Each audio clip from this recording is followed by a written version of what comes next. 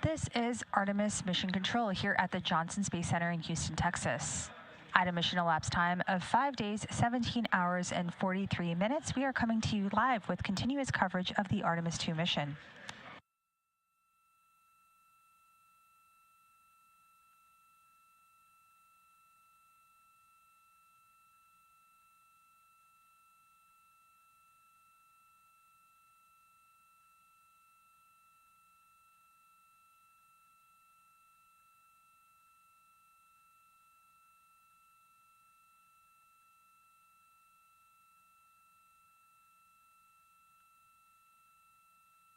The crew was woken up at a mission elapsed time of 5 days, 17 hours.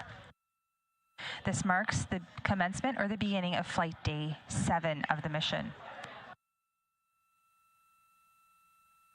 Currently, the Orion spacecraft, named Integrity, is 37,000 miles and counting away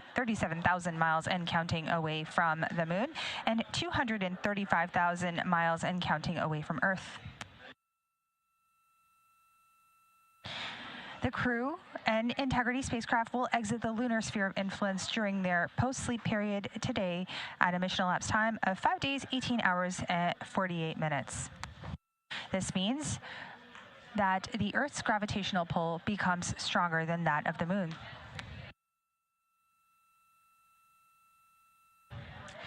The Orbit 1 team of flight controllers just came on console and completed their handover from Orbit 3. So we'll continue to follow operations here in Mission Control. I'm Nilofer Ramji, handing things over now to our Orbit 1 commentator, Leah Cheshire Mustachio. She'll take you through the next few hours as we kick off Flight Day 7 of the Artemis II mission. For now, this is Mission Control Houston.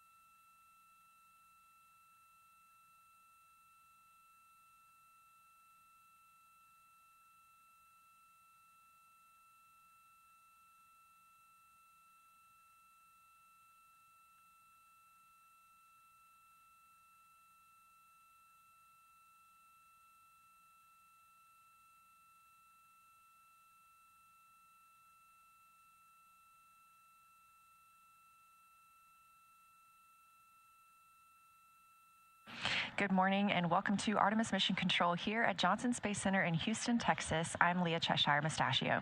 The Orbit 1 team has just taken over from the Orbit 2 team and is led by Jeff Radigan, NASA Flight Director. The Capcom, or capsule communicator for today, is Stan Love. He's a NASA astronaut and is the only voice you'll hear communicating with the crew. Of course, there is an exception for that today, during which the science team will be conducting their post-lunar flyby conference. If you tuned in yesterday, you got a treat, and we got to see amazing views of the moon as well as hear the crew's description of them. Now, while the crew was taking those photos, they were also recording private voice notes that they sent down to the science team overnight.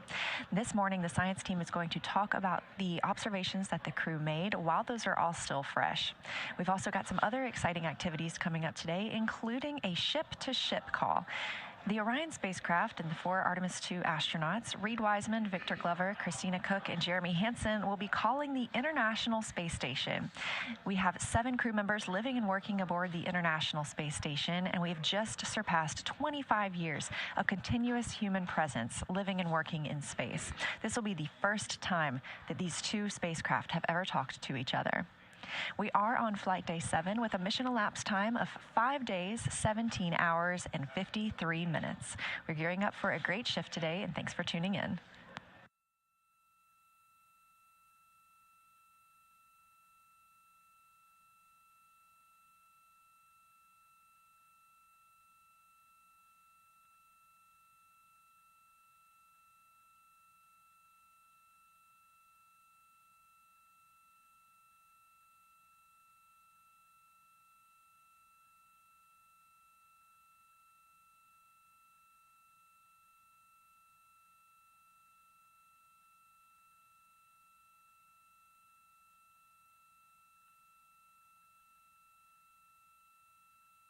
This morning, the Artemis 2 astronauts woke up just after 10 a.m. Central Time, and the song you heard playing was Tokyo Drifting by Glass Animals and Denzel Curry.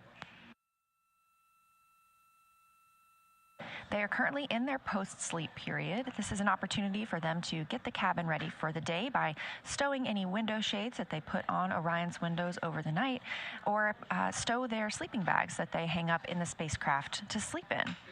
They also get a chance to brush their teeth, complete any hygiene activities, and eat breakfast. On the menu today is Mexican scrambled eggs, granola and blueberries, a cinnamon bun, cashews, couscous with nuts, tortillas, and some coffee.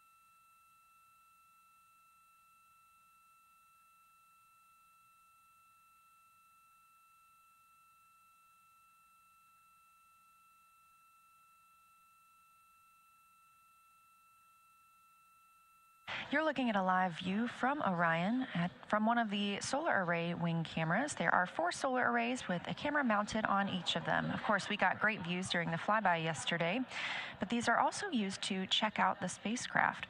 Orion is currently 38,210 miles away from the moon. At closest approach yesterday, they were about 4,067 miles from our lunar neighbor. They are 234,839 miles away from Earth.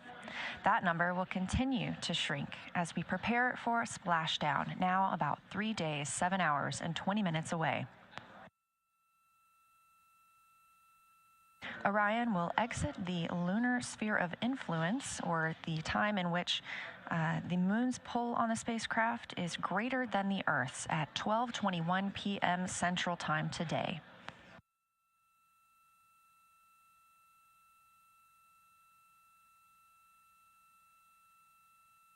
Yesterday was an extremely busy day for the Artemis 2 crew, spending 6 hours, or approximately 6 hours, taking photos, making recordings, making annotations of everything they saw on the lunar surface, and sharing all of that with us on Earth.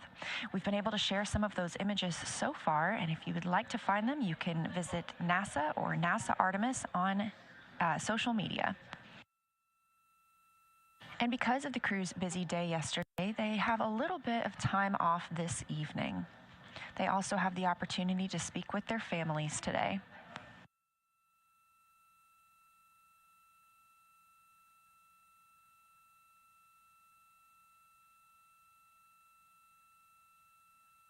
This afternoon, we're also expecting to see the RTC-1 burn. This is return trajectory correction burn. If you recall, on the way to the moon, we had outbound trajectory correction burns. We canceled 2 of those, they were deemed unnecessary ahead of our lunar flyby, and we executed 1 of them to just further refine the spacecraft's trajectory. We do have one of those scheduled for today. This, again, is a return trajectory correction burn. This is a smaller burn using the RCS, or Reaction Control System, thrusters on the service module. If you look closely in this image, you can see a large bell shape. That's the OMS engine, the Orion, or the Orbital Maneuvering Service engine. That's the engine that was used to perform the translunar injection burn. And that's the burn that sent us beyond the moon, but also what committed us to coming back to Earth. Just ahead of that burn, Christina Cook said, "With this burn, we don't leave the Earth, we choose it." These return trajectory correction burns help further refine their path back to Earth.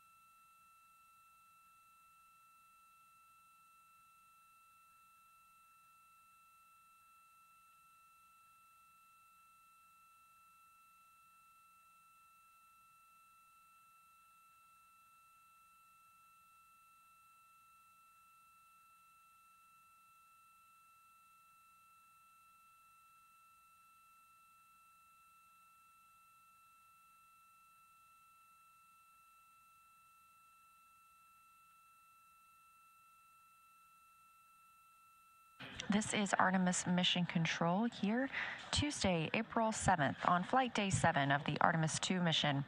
Our crew members woke up at 10:35 a.m. Central Time.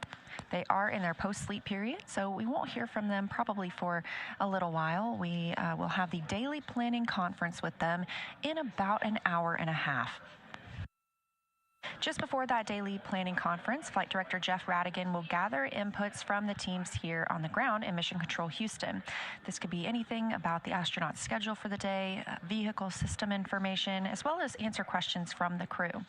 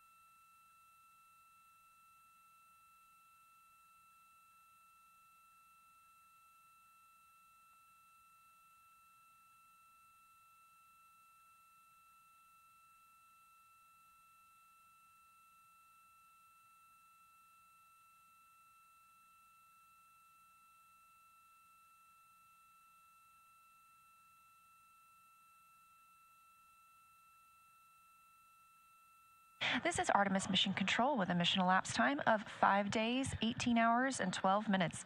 The crew are on their way home, having flown by the moon yesterday. This is the first flight of humans aboard the Orion spacecraft, and in the official flight kit aboard Orion are some special flags. One of those is from Apollo 18. This is the American flag that would have been planted on the moon during that mission, should it have occurred. It was on display in the NASA headquarters building in Washington, D.C., making its way around the moon over 50 years since its originally intended flight. The other American flag aboard Orion is from a little more recent history.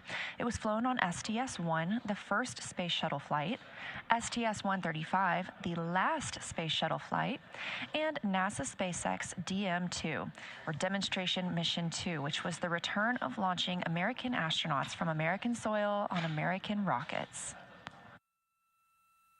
This is a picture of that more recent flag that is stowed aboard Orion for this mission.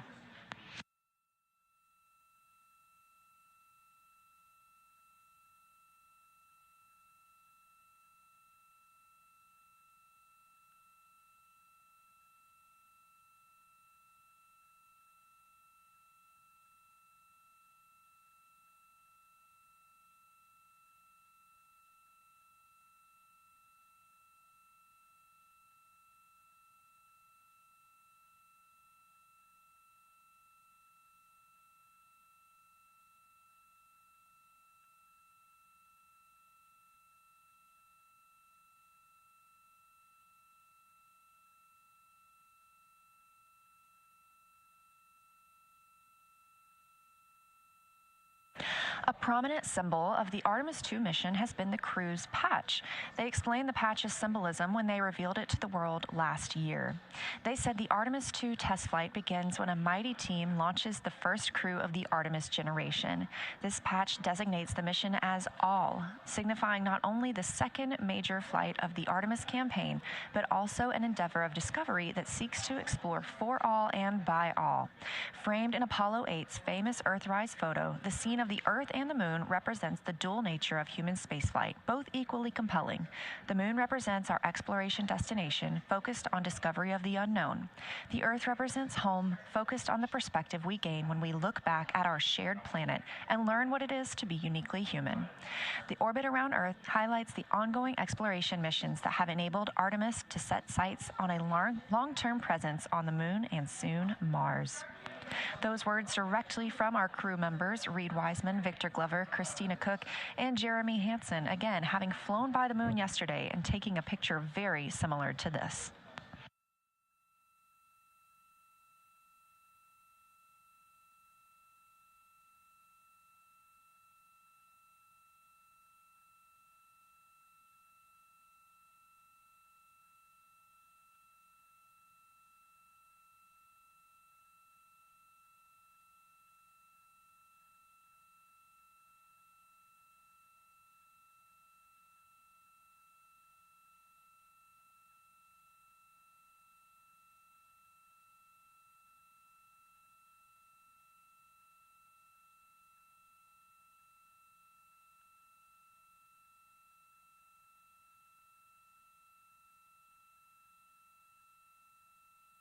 As you just saw, the Earth peeking behind the moon in that patch, this is a photo from yesterday's lunar flyby as the Artemis II crew came close to passing behind the moon and experiencing that planned loss of signal.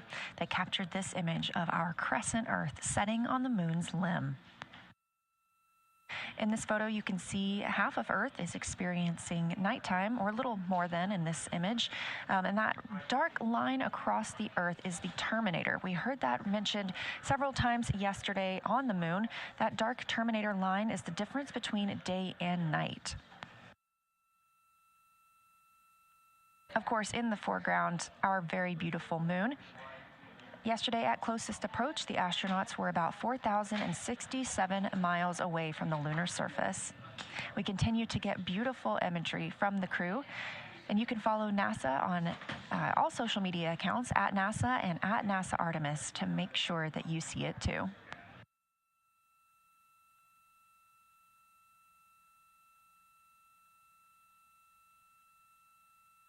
If you're a new spaceflight fan, we also have a lot of other ways you can get connected. If you like podcasts, NASA has a handful of official podcasts, including the one produced here at Johnson Space Center called Houston, We Have a Podcast. Houston, We Have a Podcast now has over 400 episodes, including interviews with astronauts, scientists, engineers, and more. Most recently, we shared an interview with the Artemis II crew. You can find that and more at nasa.gov/podcasts.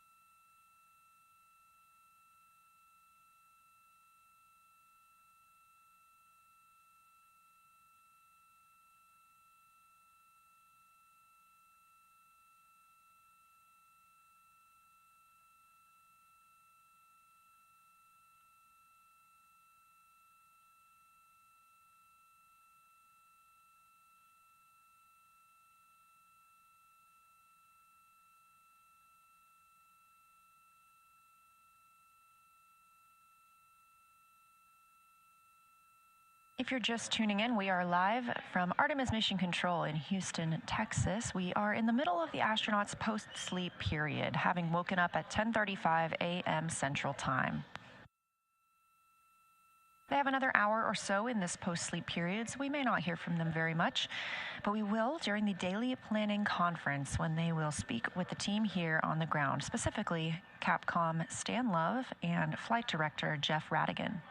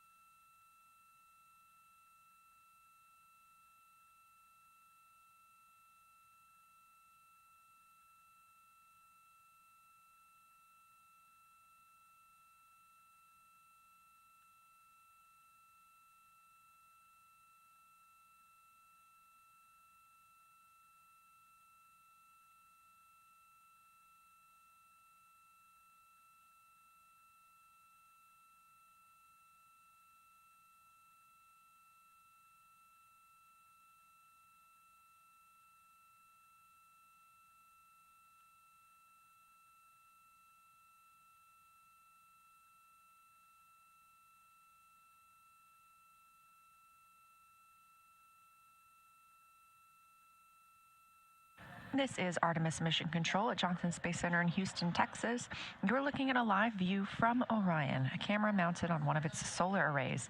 The spacecraft now 234,311 miles from Earth, and that distance continuing to shrink. You can keep up with Orion's location and positioning at nasa.gov/track Artemis. The crew is still in their post-sleep period, and we expect to hear from them for the daily planning conference coming up in about an hour and 10 minutes.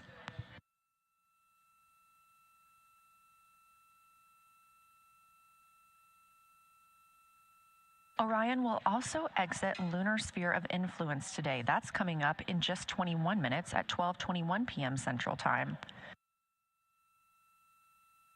The lunar sphere of influence is when the moon's gravity has a greater pull on the spacecraft than that of Earth's.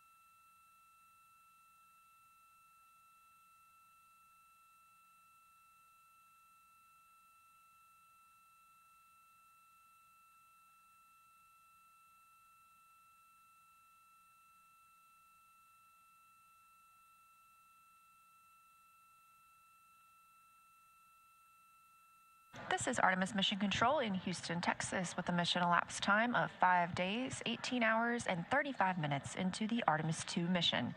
You're looking at a live view outside the Orion spacecraft from a camera on one of its solar array wings. Orion completed its flyby of the moon yesterday, its closest approach at about 4,067 miles. They are now 39,532 miles away from the moon. The crew is still in their post-sleep period, having woken up at about 10:35 a.m. Central Time today. We are about 10 minutes away from the crew exiting the lunar sphere of influence, when the moon's pull is stronger on the spacecraft than is Earth's. The crew has an exciting morning and more of a relaxing afternoon after such a busy day yesterday. First up, we will hear from the crew during the daily planning conference. That daily planning conference coming up in about an hour. Afterward, we will have a ship-to-ship call, during which Orion and the crew aboard the International Space Station will get to talk with each other. After the ship-to-ship call, the science team will speak with the astronauts aboard Orion. They want to recap everything that the crew saw yesterday.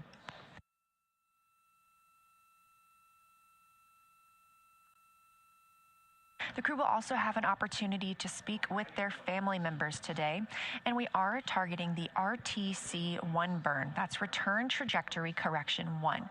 These are small maneuvers using the reaction control system thrusters on the spacecraft to help refine the trajectory as Orion heads home to Earth.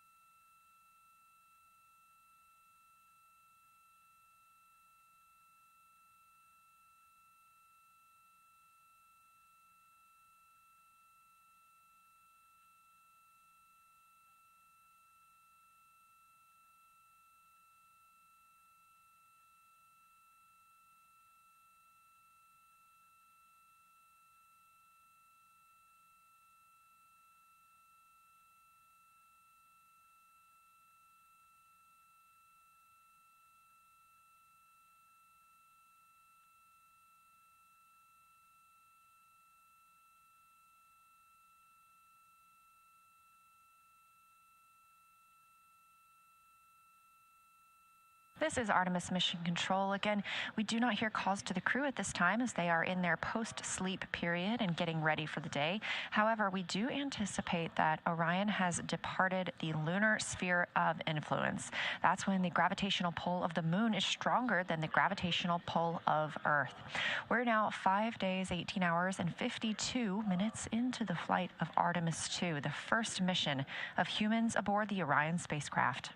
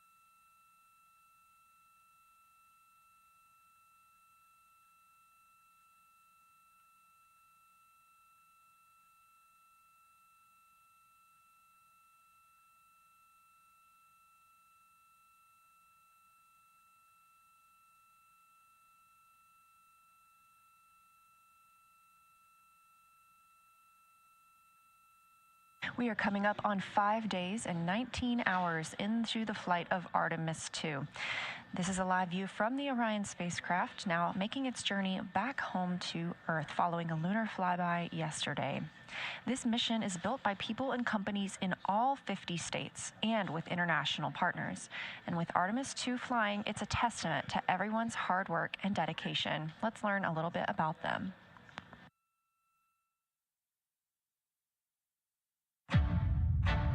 What we're doing here is a collaborative effort of hundreds of thousands of people. This is about the parts, the hardware, the software, the services, all coming together to make that mission possible.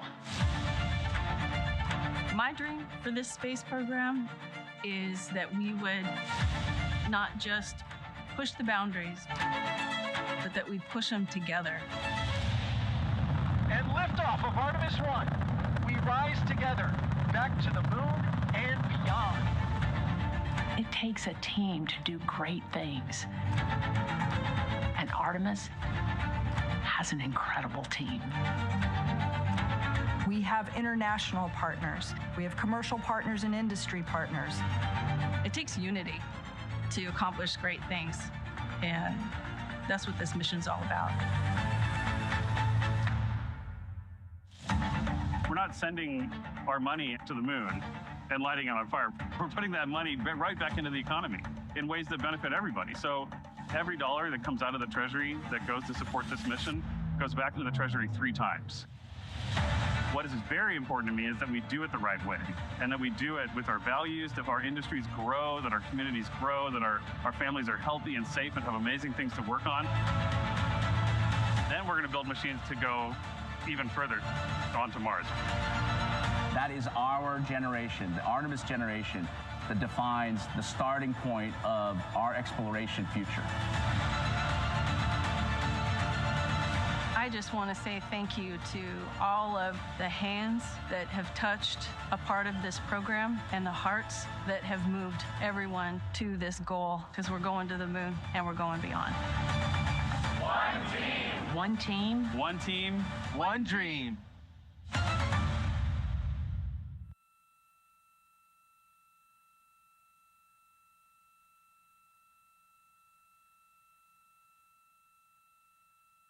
It does take a team, and we are live here in the Artemis Flight Control Room at Johnson Space Center in Houston, Texas, where the Orbit 1 team continues monitoring the flight of Orion, the first flight of humans on this spacecraft.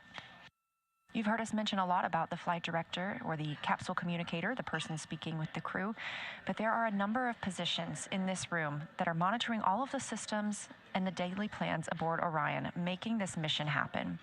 That includes INCO, the Integrated Communications Officer, CDH, Command and Data Handling, PROP, the Propulsion Officer, FIDO, the Flight Dynamics Officer, Booster and Control, who monitor the flight of the Space Launch System, IVA, or Intravehicular Activity, ECOM, Emergency Environmental and Consumables Officer, GNC, the Guidance and Navigation Control Officer, FAO, the Flight Activities Officer, MPO, Mechanical and Power Officer, CDH, Command and Data Handling Officer, GC, Ground Control, Surgeon, BME, the Biomedical Engineer, and Science.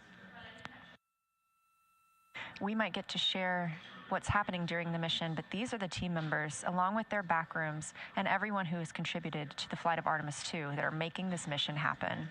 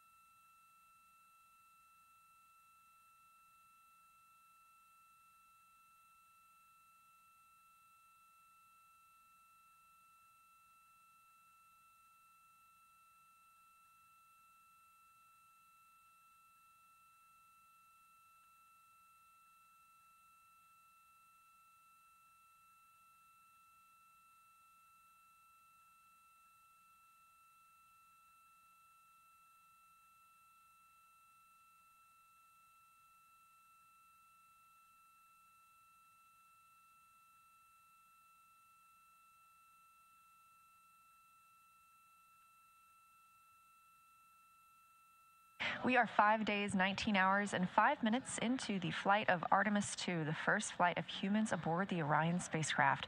And you're looking at a live view from Orion, looking back at us here on Earth, the destination of the crew, headed for a splashdown in approximately 3 days, 6 hours, and 12 minutes. The translunar injection burn that occurred on Flight Day 2 is what committed the spacecraft to its splashdown. Yes, that sent us around the moon for yesterday's fantastic lunar flyby, but it's also the burn that helped us slingshot around the moon and target that splashdown in the Pacific Ocean. That was a 5-minute and 50-second burn using the OMS engine, the Orbital Maneuvering Service engine. It's a great picture of the OMS right there on the left side of your screen.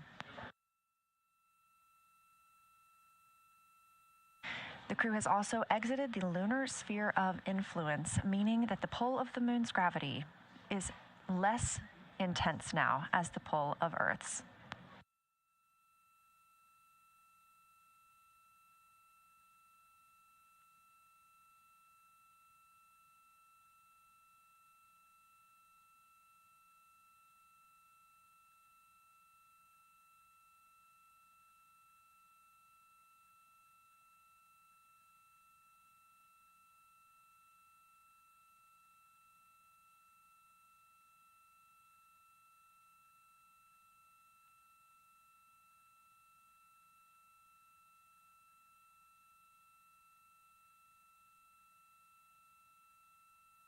The crew aboard Orion are currently in their post-sleep period, having woken up about 10:35 a.m. Central Time.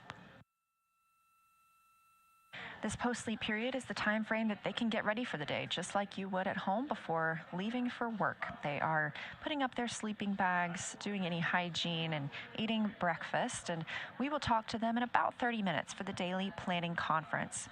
Flight Director Jeff Radigan here in Mission Control Houston has been gathering topics from the team about the spacecraft systems or the plans for the day that he will relay up to the crew.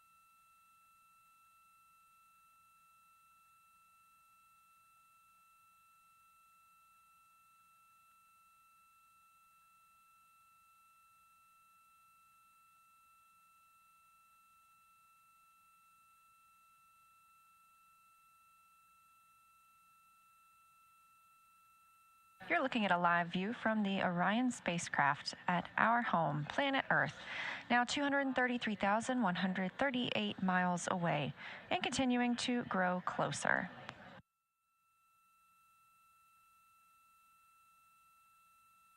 The crew inside are getting closer to the end of their post-sleep period, and we expect to hear from them for the daily planning conference.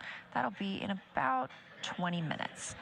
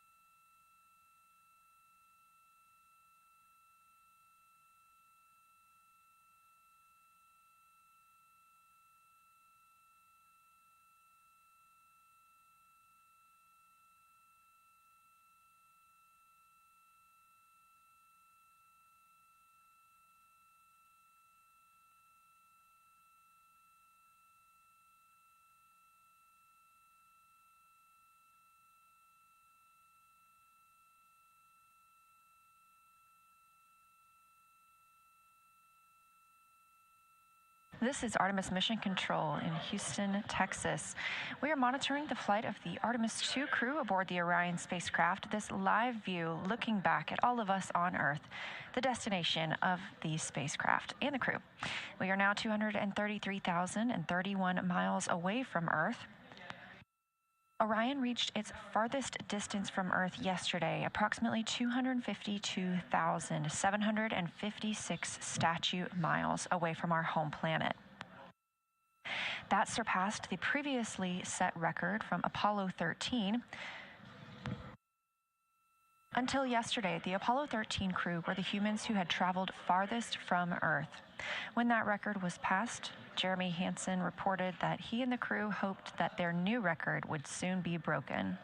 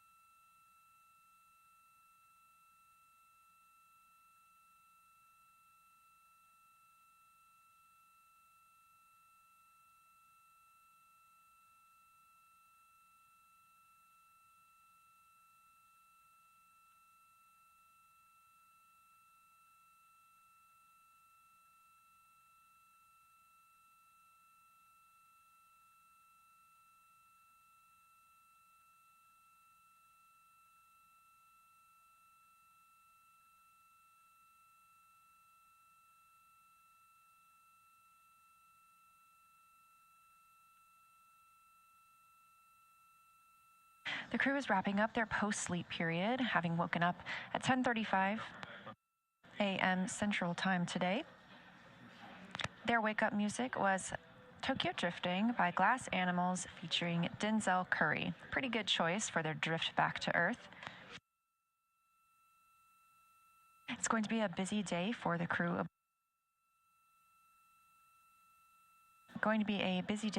Aboard the Orion spacecraft, as we are looking forward to a ship-to-ship call when Orion and the International Space Station crew members get to speak to each other, both in flight.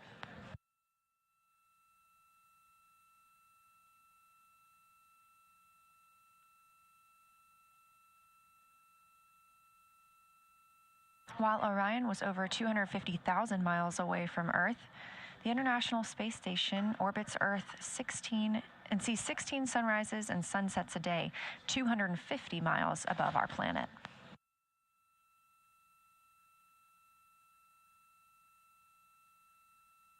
And if you've been enjoying hearing from the astronauts and seeing photos taken from this mission, you would also love to keep up with the International Space Station as the astronauts do amazing Earth photography there from the cupola, the window to the world looking down on Earth. You can follow the International Space Station on all social media platforms as well as NASA.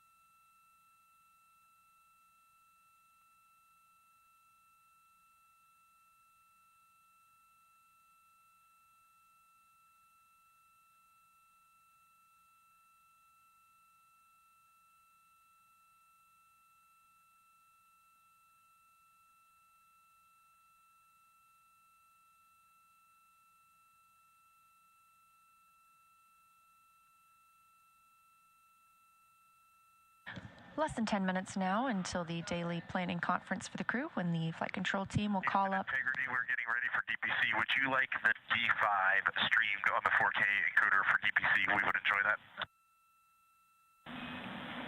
Integrity, we'd love that.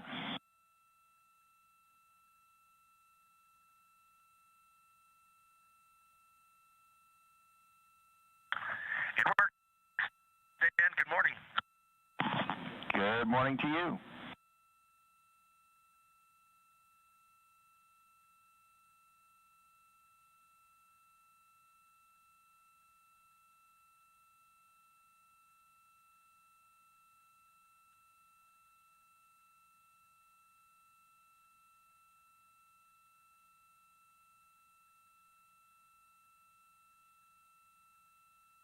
Our first morning messages from the crew aboard Orion. Again, they woke up about 10:35 a.m. Central Time today and are heading into that DPC, the Daily Planning Conference.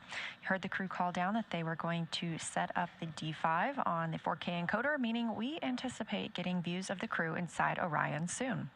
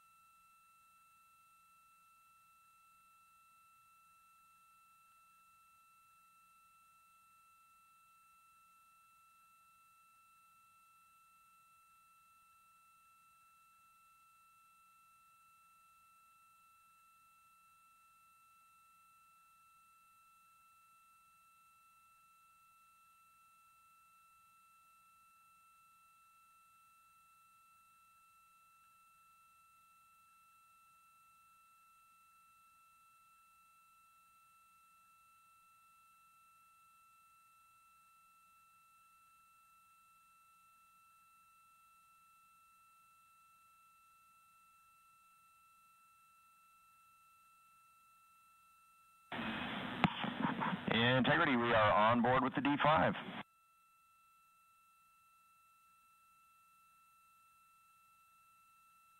We're getting views of the crew. The first coming down on flight day 7. On the left, NASA astronaut Victor Glover, the pilot for Artemis 2, and on the right, NASA astronaut Reed Wiseman, the Artemis 2 commander.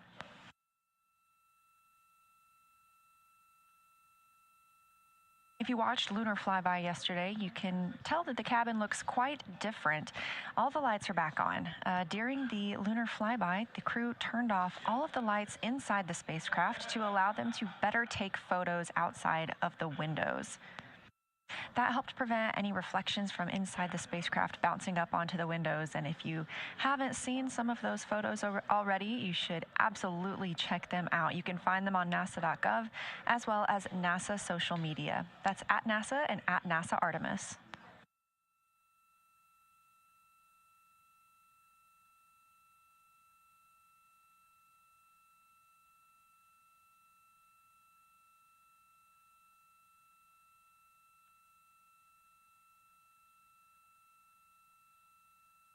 It is going to be a little bit of a quieter day for the crew, at least in their afternoon. They will have the space station and Orion ship-to-ship call shortly, and after that, they will have an opportunity to talk with the science team, discussing their lunar flyby observations. The science team will be able to ask questions about what the astronauts saw while their memory is still fresh for the event. Of course, we also got calls during the flyby yesterday, as well as they were recording some audio into their portable computing devices, or that tablet that you see right there. Those audio recordings have been downlinked to the science team. They will then review those and gather data from what the crew was able to observe during their flyby period.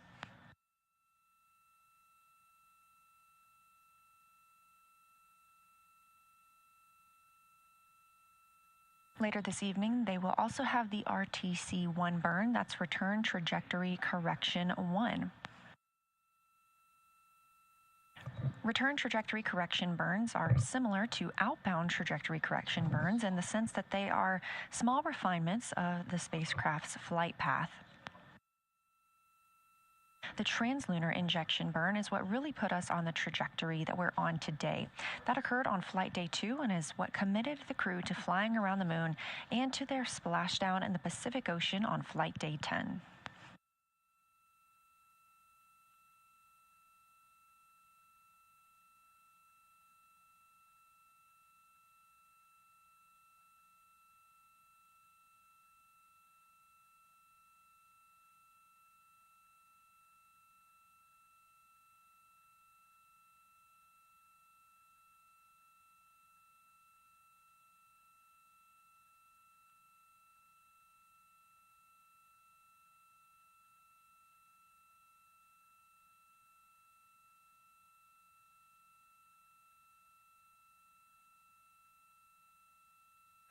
Good morning, Houston. We are 202,306 nautical miles away. Earth is pulling us back, and we are happy about that. We're ready for morning DPC. We're happy about that too, and ready for DPC. We've got about a dozen quick items for you. The first of which is updated nominal burn plan and nominal RTC last star on board.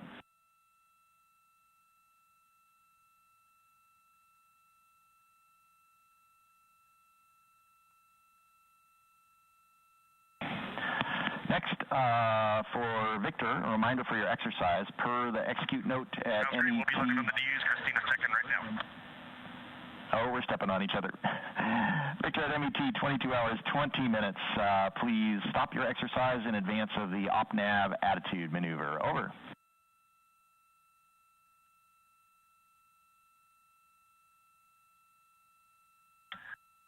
Okay, Stan, if you could just give us a call and remind us, that would be great. We will do it. Next, for Christina, for your exercise, we expect to be in a forward-link LOS at that time, so you will have the opportunity to park the arrays for exercise yourself.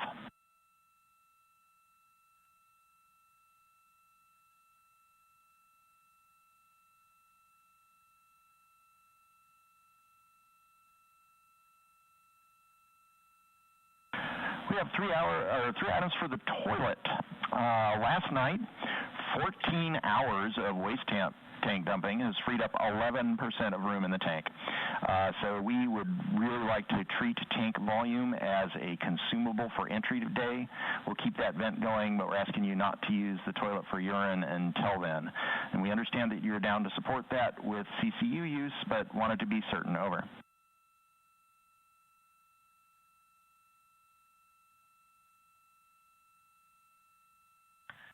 We'd be happy to talk more about the Hail Mary option, but if this is the final answer, we can support this on board. Roger, thank you. For FecoCan R&R, we know of one full container. Are there others? Over.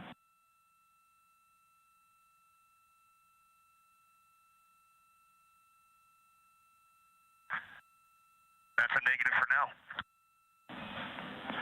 Roger that. Last item for the toilet, no Oxone R&R for today's toilet maintenance. Over.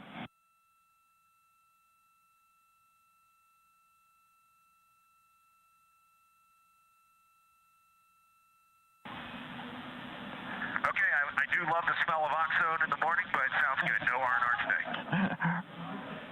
Roger that. Next, PCD1 is not showing a micro SD card inserted. If there is a card there, would you please reseat it?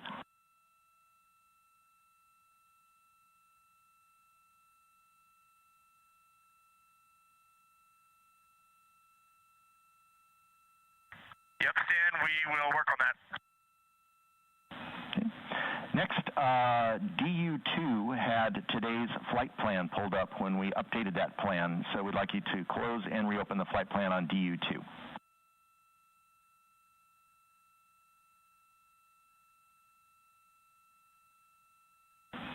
And we see your thumbs up. Okay, Christina's knocking that out right now. Sweet. Jeremy, for docking cam install, can you please tell us about how long this takes?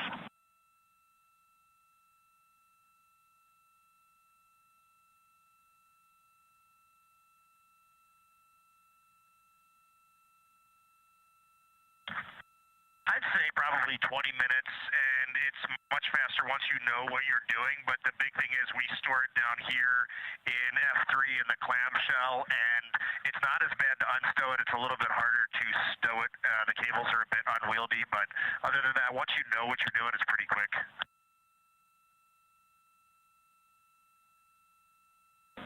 Stand by.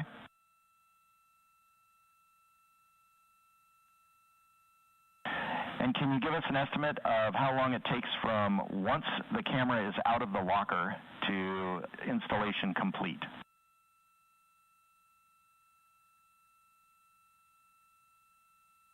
For a first-time install, 20 minutes. For every other, if you're doing it by yourself, 5 minutes. Thank you. That's very helpful.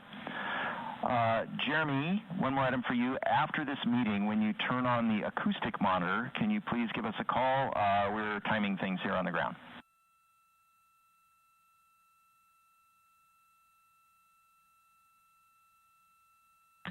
We will give you a call. Thank you. Our last item. Science got your audio files from the first 5 hours of the flyby. We did not find any from the eclipse time frame. Are there any? And if so, where may we find them?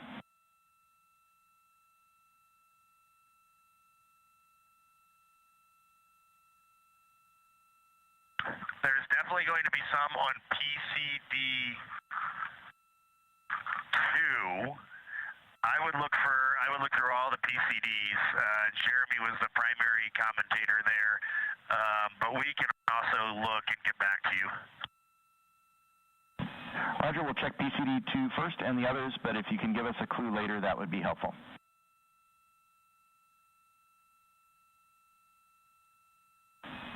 And that's it from MCC Houston. What you got for us? Okay, sounds good. Stan, we will just do a quick check on board as well. We have, from your notes in the mission summary, the bobs. We are working our way through bobs, but we are nowhere near completing all the food on board. For instance, I went through an inventory of my food today, and I expect to have 1.5 bobs remaining at the end of the flight, and all my bobs are in bag 16, but we will go and do a pretty good inventory. Overall, I'd say we're probably 40% through the total food allotment right now. Copy, 40%.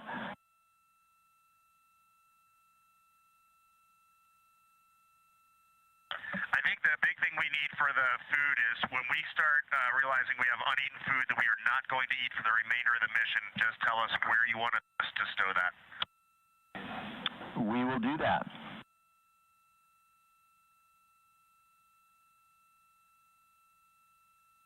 Okay, we have two more topics. First is just a quick one for Huntsville, but don't leave us, Houston.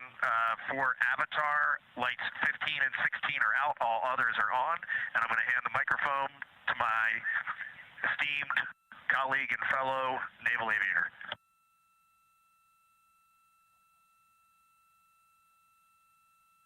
Pod copies, Avatar. Actually, Stan, we want to knock out some questions from the mission summary. And we're ready for questions from the mission summary.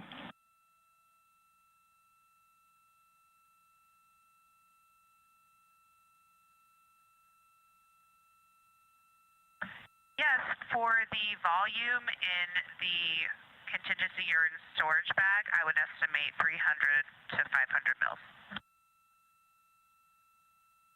And I will continue to use it. And if you'd like me to report, I can. Copy volume, and thanks for bearing with us. For email sync, you can keep as scheduled. Sorry, we talked over each other, Stan. Can you please repeat? Yeah, Christina, we copy volume in the contingency storage bag, and thank you for bearing with us. Also copy that we can keep the mail sync where it is.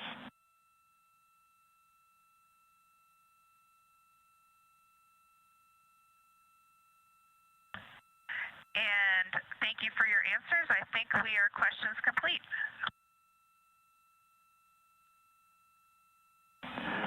And nothing further here in the control room, so we'll call DPC complete. Have an excellent day. Actually, Stan, we have one more small and quick thing. We just wanted to take this moment to recognize the two newest members of the Association of Space Explorers, NASA astronaut Christina Cook and Canadian Space Agency astronaut Jeremy Hansen. Reed and I are both members, and we're proud to welcome the two of them to this international body of human space explorers. And also congratulations to Jack Hathaway, who recently joined aboard the International Space Station. Thank you. Thank you for those words, and welcome to the club.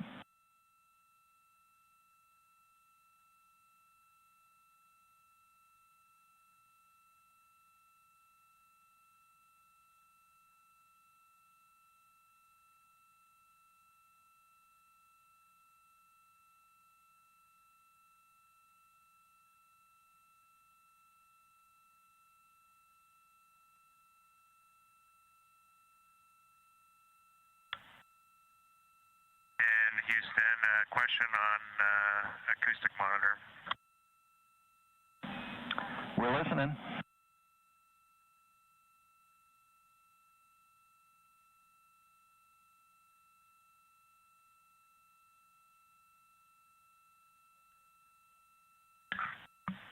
Stan, given that we have the USB charger on board now, I was just going to plug it in instead of using batteries throughout the day. And I was also going to install it at the bottom of the docking tunnel, right behind the Nat Geo microphone. That's pretty central. So instead of putting it on the DUs, it'll be at the bottom of the docking tunnel, opposite the windows. Copy, checking.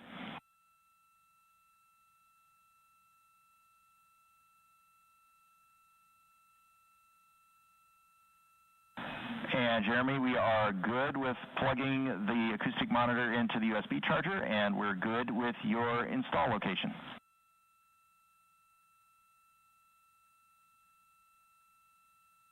Okay, perfect, thanks. And then at nighttime, if we're doing docking camera tonight, which I suspect we are, then I'll transition it to PCD power.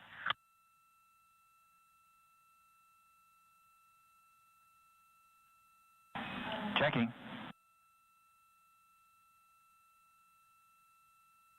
And Jeremy, we like your plan.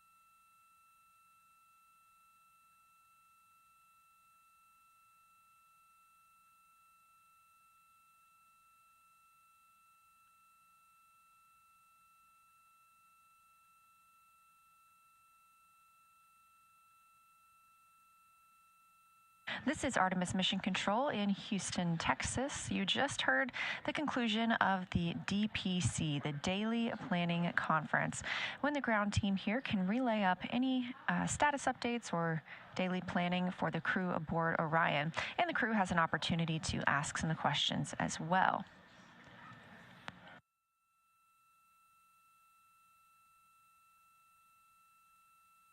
Some of those reports may have sounded very simple or menial, but this is the first flight of humans aboard the Orion spacecraft, and so every single detail, even about normal daily tasks, is very important to this team as they prepare for future Artemis missions to the moon. This crew is truly learning and testing everything aboard the spacecraft to make sure we have good systems and good plans for our future explorers.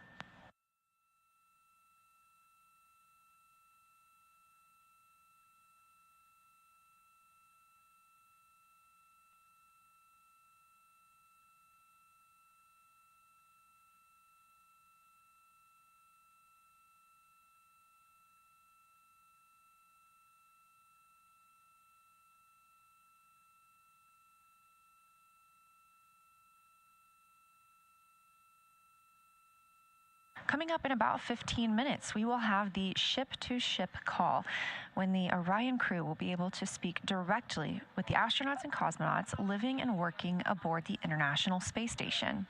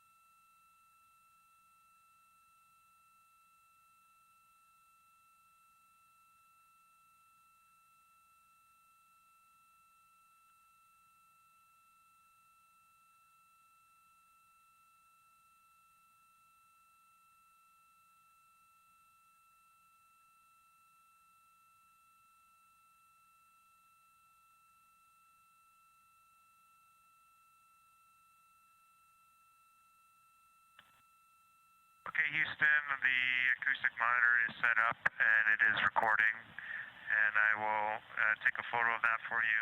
I think I'll just take the photo on the iPhone and put it on PCD3 for you, if that's okay, because we're using the D5 right now for the PAO event.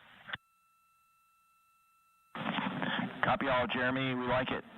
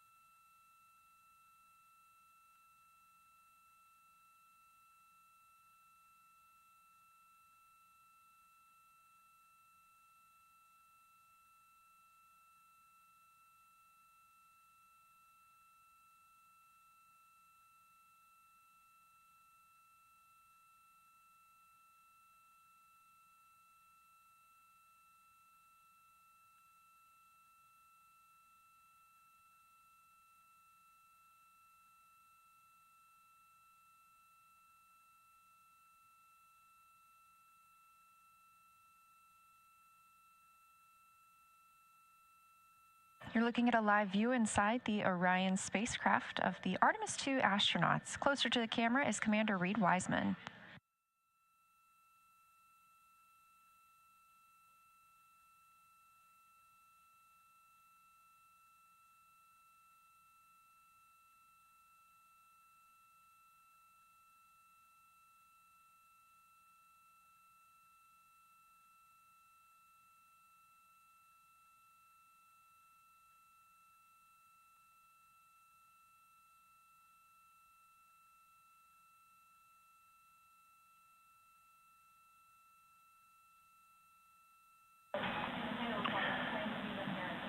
And Integrity Houston, just a reminder for the upcoming ship-to-ship call, it's going to be the OE1 microphone, not the handheld.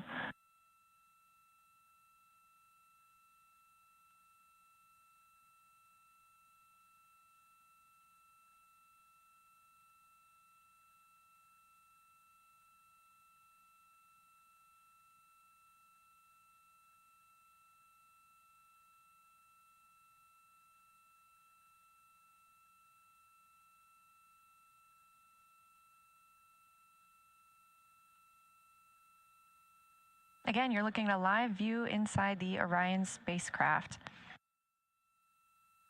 Victor Glover in the background, pilot of Orion. They will soon be speaking with the crew aboard the International Space Station. The International Space Station has been orbiting Earth with humans living and working aboard it for over 25 years now. Current crew members are part of Expedition 74. That includes Roscosmos cosmonaut Sergei Kutsverchkov. And Houston for downlink on the 4K encoder, we only need the video, not the audio.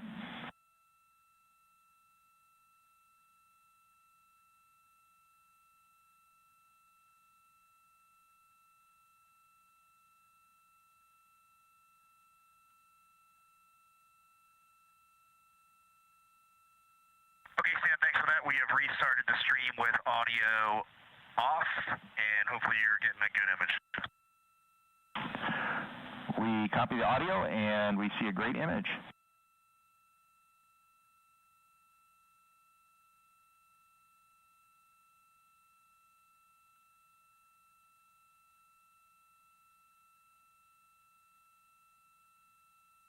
Again, the Expedition 74 crew currently living aboard the International Space Station. Roscosmos cosmonaut Sergei Kutsverchkov, NASA astronaut Chris Williams, Roscosmos cosmonaut Sergei Mikhaev, NASA astronaut Jessica Meir, NASA astronaut Jack Hathaway, ESA astronaut Sophie Adeno, and Roscosmos cosmonaut Andrei Fedyayev.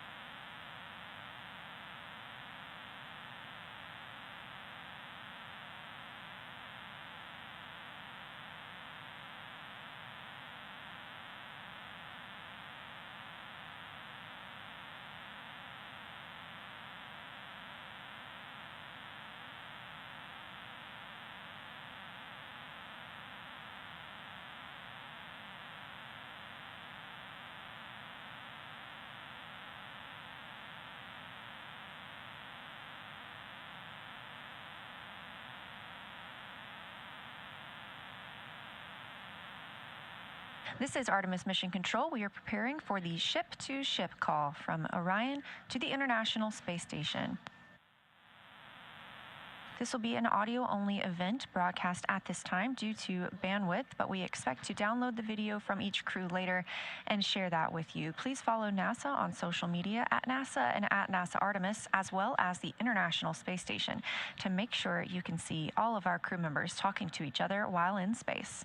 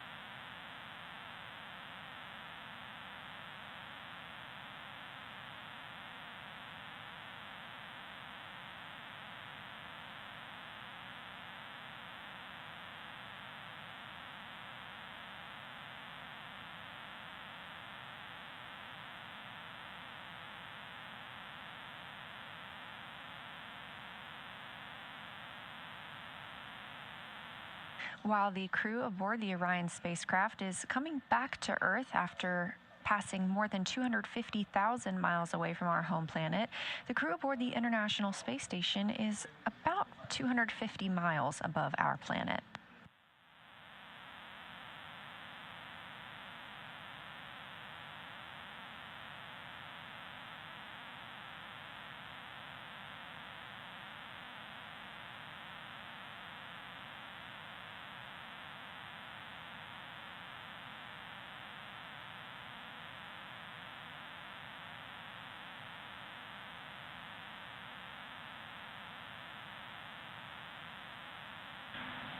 Integrity, this is Houston. Are you ready for the event?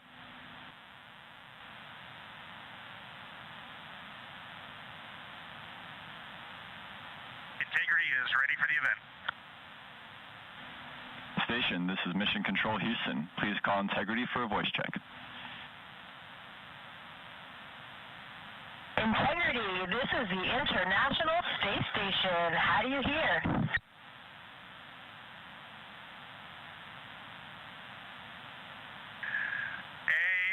Space Station and Jessica, we have you loud and clear. How about us? We have you loud and clear as well, and we have DME TV up, so we have a view of you right now, and it is making us so excited. We feel like you're here with us, and this is really just making our entire week right now.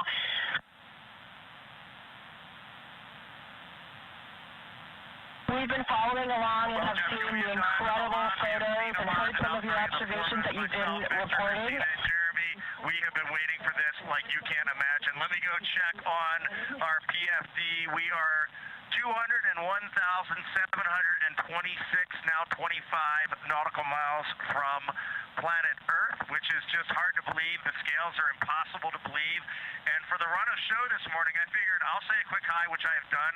I'll hand the microphone to fellow chump Jeremy. He can say a quick hi, and then we'll let you three 8-balls just get on with it. Yeah, thanks for giving me like a tiny bit of microphone time before the 8-balls get after it. But it's such a pleasure to be spending a little bit of time with our colleagues in space, and we talk so much up here, or we try to anyway, emphasize how important the work is that we're all doing in this program to do the types of things that get us ready to get back on the surface of the moon, and like the administrator was saying yesterday, onto Mars. And so we just appreciate you, and it's fun to be up in space with you at the same time.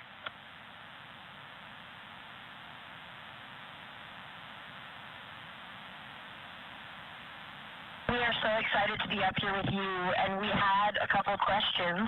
We are wondering, we know how fortunate all of us are as humans to come up here and look down at the Earth from above. Every astronaut that comes to space remarks on that, and we really wanted to hear what that felt like, how different that felt now from your new perspective around the moon.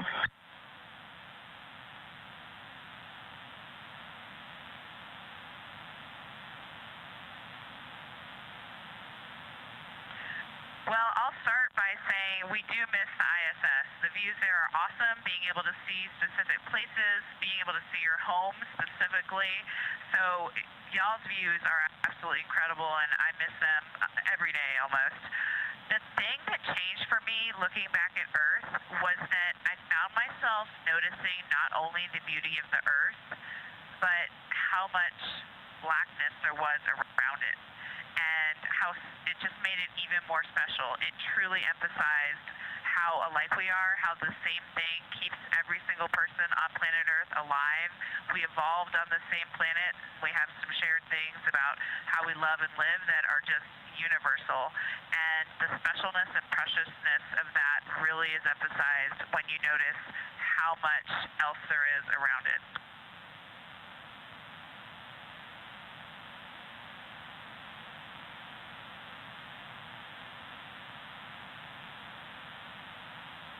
That's really amazing to hear.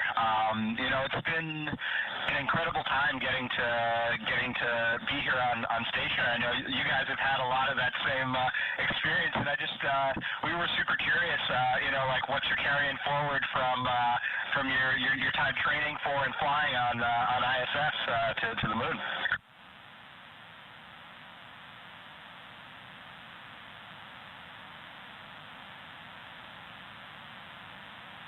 Well, the Navy pilots were carrying on, so I'm the only one that heard the question. I'll go ahead and respond. Actually, Chris, it was awesome to watch you and Jessica go out on a spacewalk. I was lucky enough to sit console for your suit up, and I was just filled with pride, but it also really reinstilled in me those flight operations principles that we live by in a real-time, high dynamic, and risky environment. So having that kind of impressed in my mind right before this flight was huge. And basically every single thing that we learned on ISS is up here. And then of course there's the funny and practical, how to eat, how to do silly things with water, how to flip around. We're bringing that with us too. And I just got to add, C-Dub, right before you launched, you said you can't wait to talk to us on the space to ground, and it is happening, brother. I cannot believe it. Face to face, we said. Yeah, I can't believe it. I mean, I remember having coffee and sitting with you guys just before I left to fly up here, and it's just so awesome being able to talk to you right now. It's such a special opportunity.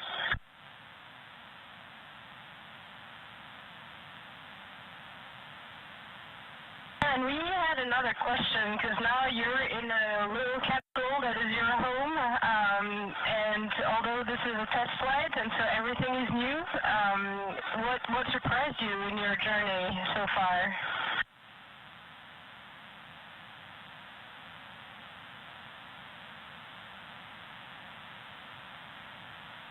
You know that Weed really likes it up there. It's really great to hear your voice up here. I can't tell you how fun this event is for us. I hope you guys are enjoying this as much as we are.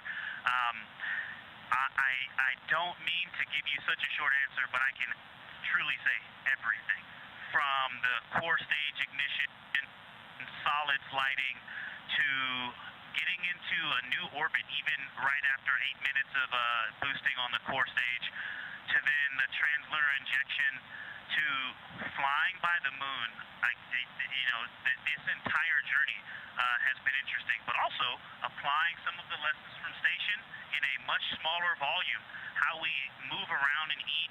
Those things have also been surprising, because the difference between ISS and here is we don't have another module to deconflict, and so everything we do essentially starts with a spatial conflict, and we have to take the time to work it out in every activity. And so we've been just having fun working through that.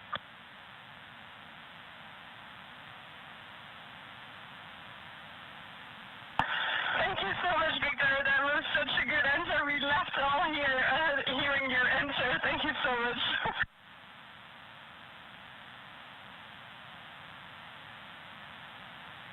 All right, my turn, and I'm excited to talk to you guys. It's been awesome up here. Being rookie it's been such an awesome experience, having a great crew. I know you guys have a tight bonded crew as well. Jessica dared me to grow a mustache all during training, and I came through on that. So I'm kind of curious what kind of fun you guys had in your training and on your flight here that's been keeping you guys smiling.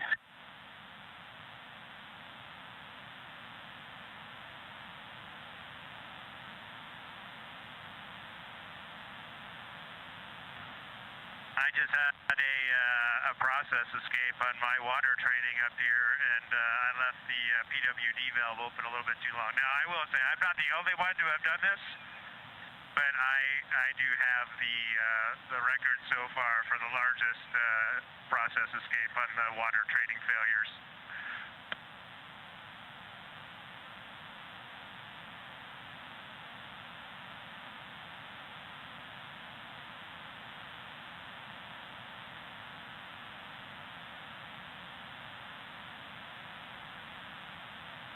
Well, we can tell that you guys are definitely experiencing moon joy, and I feel like even we are experiencing moon joy right now. I think this also sounds like a great band name, so we can't wait for you to drop your first album. I got a question for you, but the quick story I wanted to tell you is you were asking what it's like here compared to International Space Station, and I'm just going to relate a very quick funny story. Heading into our translunar injection burn, we're coming out of 38,000 miles, coming down to a 100-mile perigee to do that burn, and when we were about 5,000 or 6,000 miles up from the Earth, looking at the entire Earth just growing rapidly in the window, Jeremy turns around to us and goes, "I'm not sure. I think we're going to run right into it." And we were all dying laughing. And it was the most fascinating thing to watch that Earth grow. And we actually ended up TLIing on the upper half of the Earth, and we thought we were going to TLI on the bottom half of the Earth. Like, that is the perspective we had, and then the vehicle reoriented, and we went. So it is crazy up here, and it does bend your mind. So question for you guys. I'm looking around the Integrity spacecraft right now. We're rehydrating some sweet and sour chicken. We've got some Kona with cream. We've got some butternut cookies. Butternut squash and spicy green beans. So it's all the same food. We want to know, what are you eating, and we're going to mirror you today. So I had spicy green beans for lunch, and I've been loving seeing all of the things about you guys having the same food. It's fantastic. I had a mango salad this morning. I think you have this on board too. Oh, Nana, I know you love that mango salad just like I do. Yep, there's a mango salad on the deck right now.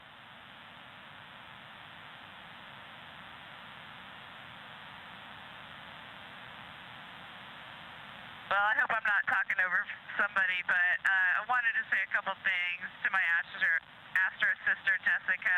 One, sorry to steal your next spacewalk day, everybody, but thank you for cheering us along anyway. And Jessica, I always hoped we would be in space again together, but I never thought it would be like this. It's amazing. Congratulations to you on being commander, and I hope you have an amazing rest of your trip in space. Thank you so much, Christina. I totally share all the same sentiments, and I'm so happy that we are back in space together, even if we are, a few miles apart. We like to joke about that up here, too, because everyone's talking about the records of the distance, and we ran to the far end of the space station when you guys were on the other side so that we could claim we were the furthest away from you in that moment.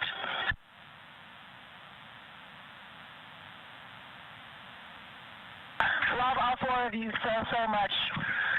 We were doing the same shenanigans here when we got to the furthest point from the moon. I tried to get to the furthest point from Earth. I tried to get to the furthest point in the spacecraft, and my crewmates were clawing me down.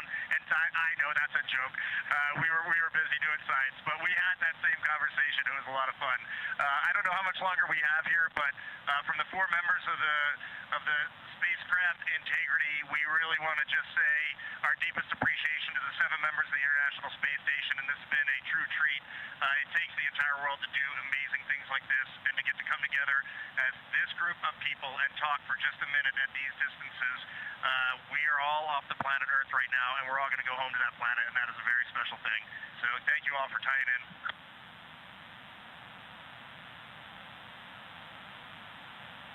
Thank you, Reed. Well, beautiful words, and yeah, from here.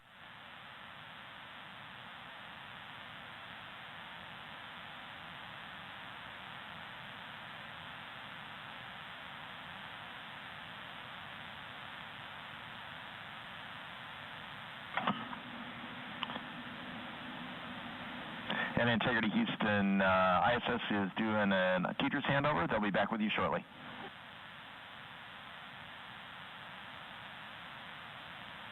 We are loving all four of you from here, from the space station in low Earth orbit. We'll keep the fires burning here.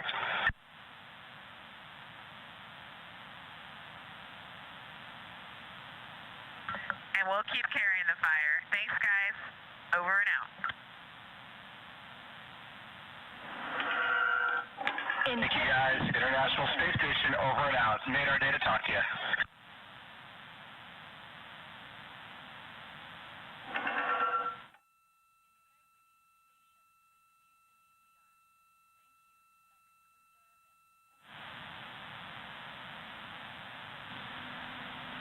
Thank you to all participants. Integrity and station, we're now resuming operational audio communications.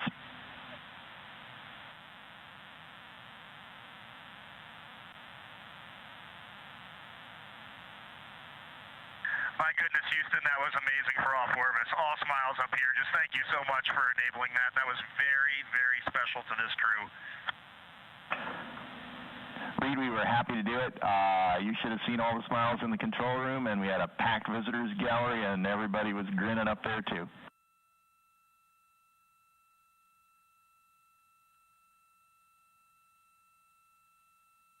Man, Stan, that just made us all cheer up here as well. That is just such a cool thing for the agency, the nation, and the world. What a neat moment. And here we are experiencing it.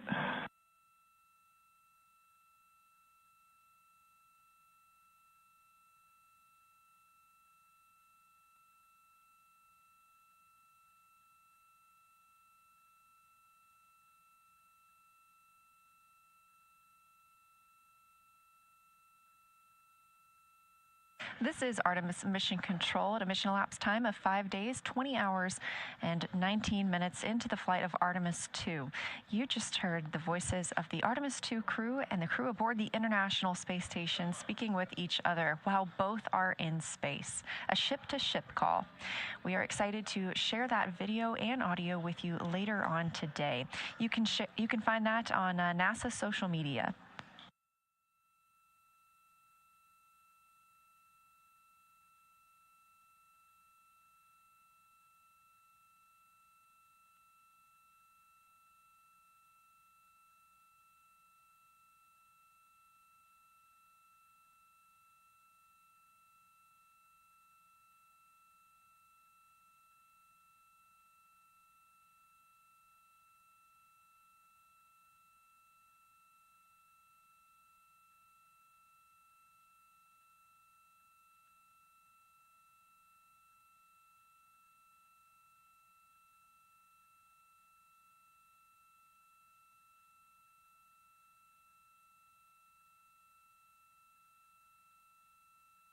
This is Artemis Mission Control, and the audio you just heard of the crew aboard Orion and the crew aboard the International Space Station speaking with each other. Again, we are going to downlink that video, and we will let you know when that is available. You can follow NASA on social media and the International Space Station as well.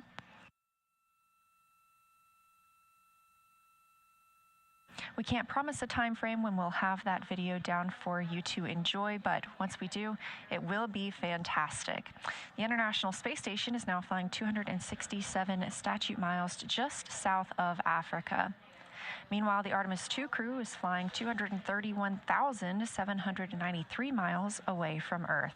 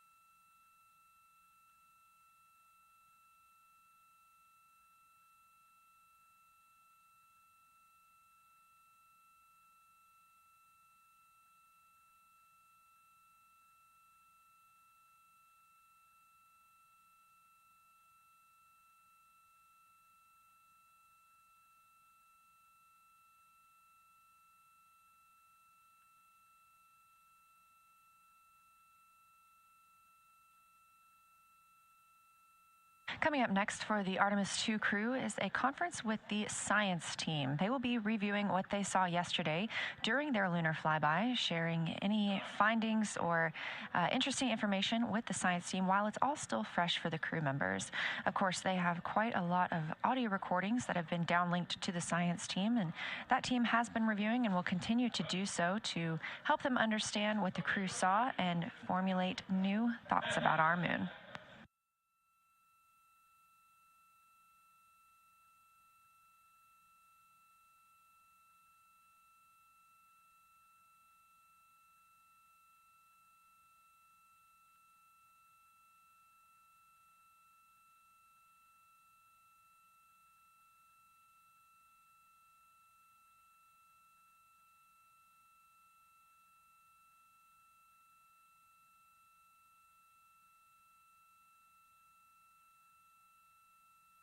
During the crew's post-lunar flyby conference with the science team, you'll hear them speaking with Dr. Kelsey Young. You heard Kelsey's voice quite a lot yesterday as she was communicating with the crew aboard Orion Integrity.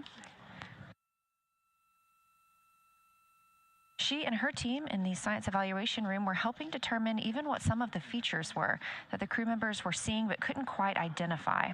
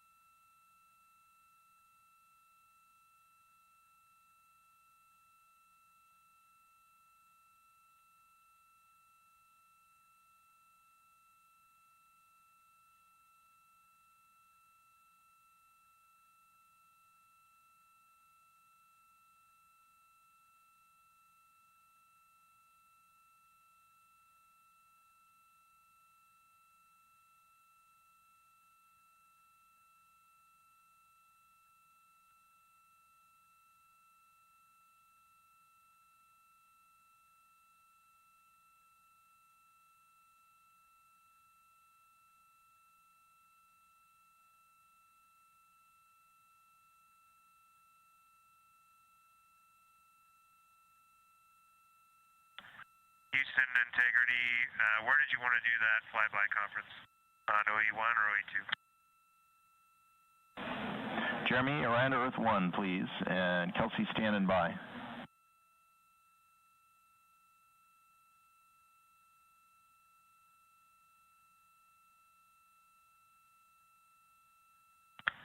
Okay, Kelsey, fire away.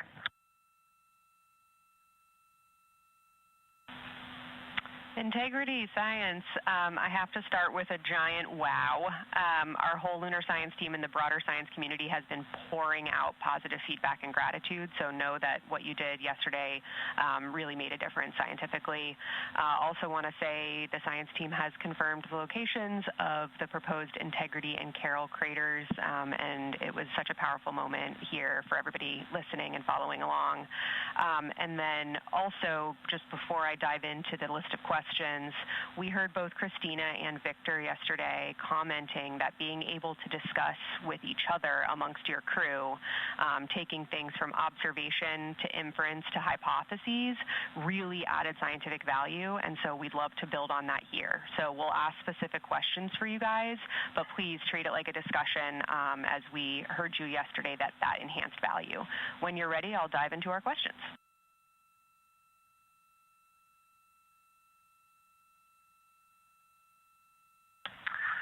Okay, Kelsey, love all those words. Your plan sounds good. The one thing I wanted to ask you about today during this was I did not record at all where we saw the impact flashes yesterday, so I was thinking maybe I should do that. And if I mean, it's very, very, very rough, so I don't know if that's of any value or not. But if Reed and I can record a rough position in OneNote, do you want to get them off the PCDs, or you just get them when we land? What do you want to do with that? Can you read my mind? This was exactly the first question on our list. So I'll actually just jump right in, and I think I'll answer your question. So number one question was, Reed and Jeremy each reported 3 impact flashes. There were audible yells of excitement in the SIR. And we do not feel we have clarity on when the first 4 of those impact flashes occurred. And so we had follow-ups on, were the flashes brief or were they prolonged? And did you notice any color? And to directly answer Jeremy's question, yes, please do make an annotation on where you think you saw those, because right now the citizen science community is analyzing the data and trying to narrow down where you would have seen those.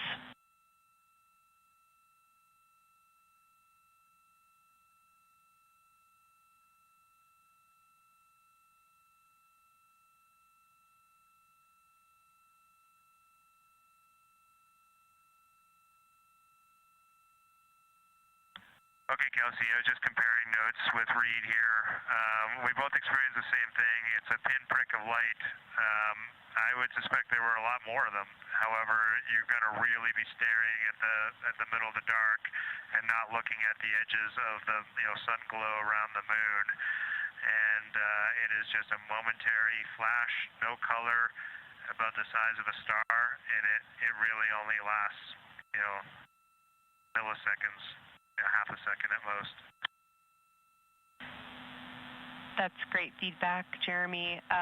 Did want to also talk relatedly about any kind of galactic ray flashes you may have experienced. So have any of you guys experienced flashes in your eyes during the mission related to galactic rays, either like while working or sleeping, just to try to speak to the difference between those and what you saw yesterday?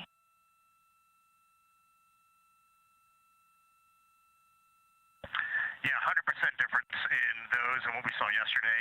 We see, I definitely see a dozen or two every night when I'm going to sleep. I can talk about those if you want, the galactic flashes, galactic cosmic ray flashes. But the impacts on at least these, what we suspect were impact flashes, were absolutely different, 100% different.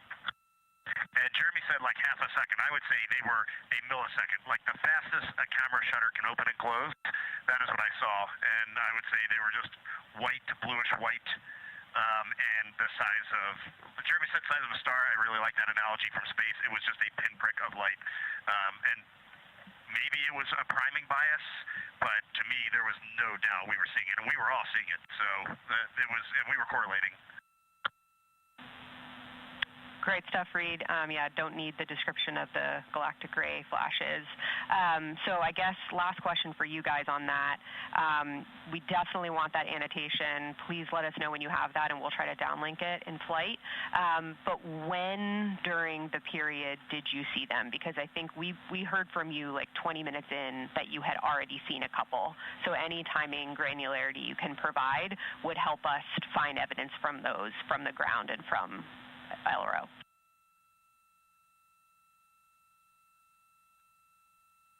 Well, I think it was just whenever we were intentionally looking for impact flashes, we were looking pretty hard. The eclipse occurred, and then we had about 5 minutes of human emotional reaction to staring at that orb floating in the vastness of space. And then right after that, we were like, oh, somebody in the cabin said, let's look for impact flashes, or I see an impact flash.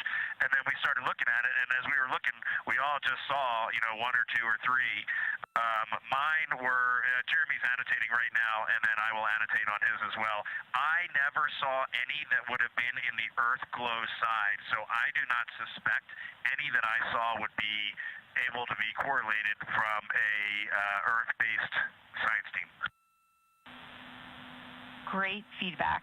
So it sounds like when you guys reported multiple impact flashes, it could have been that you guys all saw the same ones occurring. Any guidance on how many total you saw?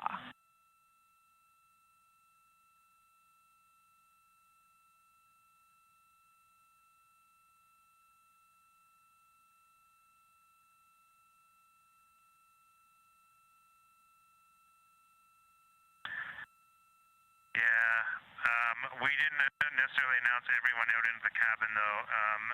Reed and I saw two identical ones. He saw one before mine, and then I know I saw another one after that. So we'll try and give you the annotation and what order they came in. But just remember, this is just very rough. That's great. Moving on, a question for Christina and any others that observed something similar. Christina suggested there may have been possible lofted dust just prior to Earthrise. Can you describe what you saw just before the Earth popped out from behind the moon? And any other crew, did you witness anything similar to what Christina is about to describe?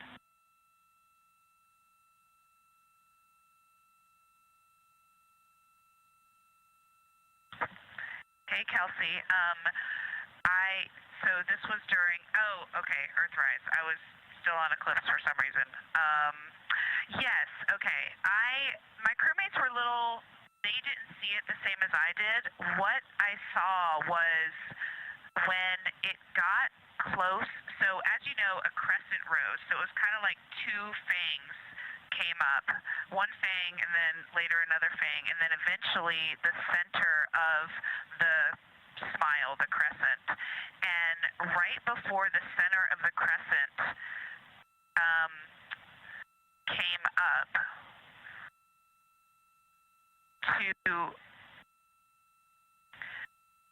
right before the crescent was there was when I thought I saw something. That's a very evocative description, Christina. Thanks. You noticed it was gray. You kind of highlighted a gray color. Did it, what was the thickness of it above the surface of the moon? And anything else you can describe about what made you think it was lofted dust?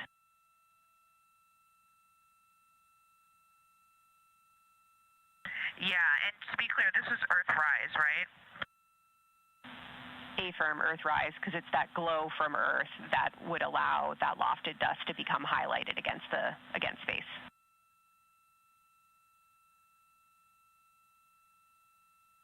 Yeah, I was just making sure it wasn't right after Earth set, if that might also be a time, because the picture I'm building in my mind, I just want to make sure I'm not creating false memories.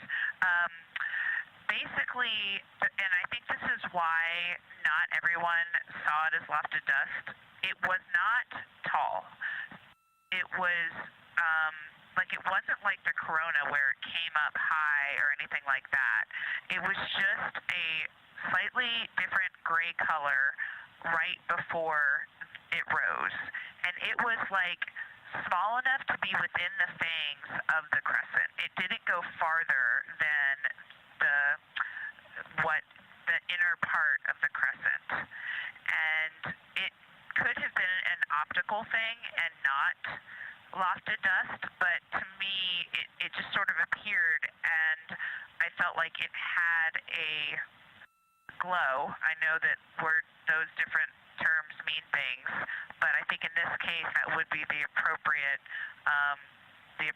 thing there, that it was potentially, in my mind, the sunlight reflecting off of the Earth and creating a little glow right before the brightest part of the crescent came over the horizon.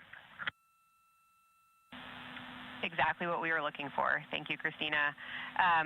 Similarly, on dust, we heard that Reed chose for his second crew choice target to look for suspended dust. So, Reed, did you see any glow or hints of that dust earlier that made you come back to that observation?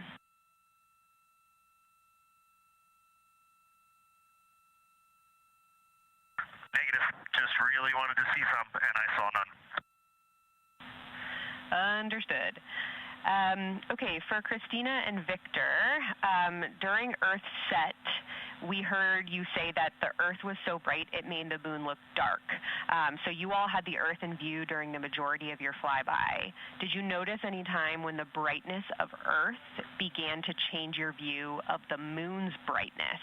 And can you describe how your perception of the moon's color changed as the Earth came closer to the moon?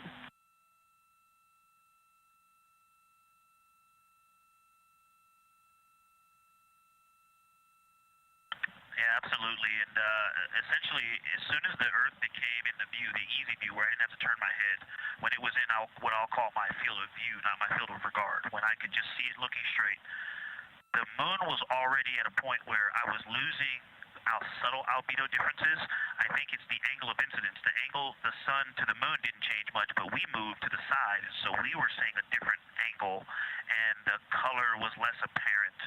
Orion Tall had also rotated really close to the limb, so a lot of the features that I was looking at were moving away, but I think the change in lighting was due to the angle of incidence, but then when the Earth became apparent, its brightness, it was so bright. It was so bright it looked out of place. The gray of the moon and the black of space kind of seemed to go together, but then more in the dull sense, but then the vividness and brightness, like the difference between an LED display and a painting, right? You can just do things with light that you can't do with paint colors. The Earth looked out of place, and it just continued to dim the albedo and color that was earlier apparent in the moon. I'm passing to Christina.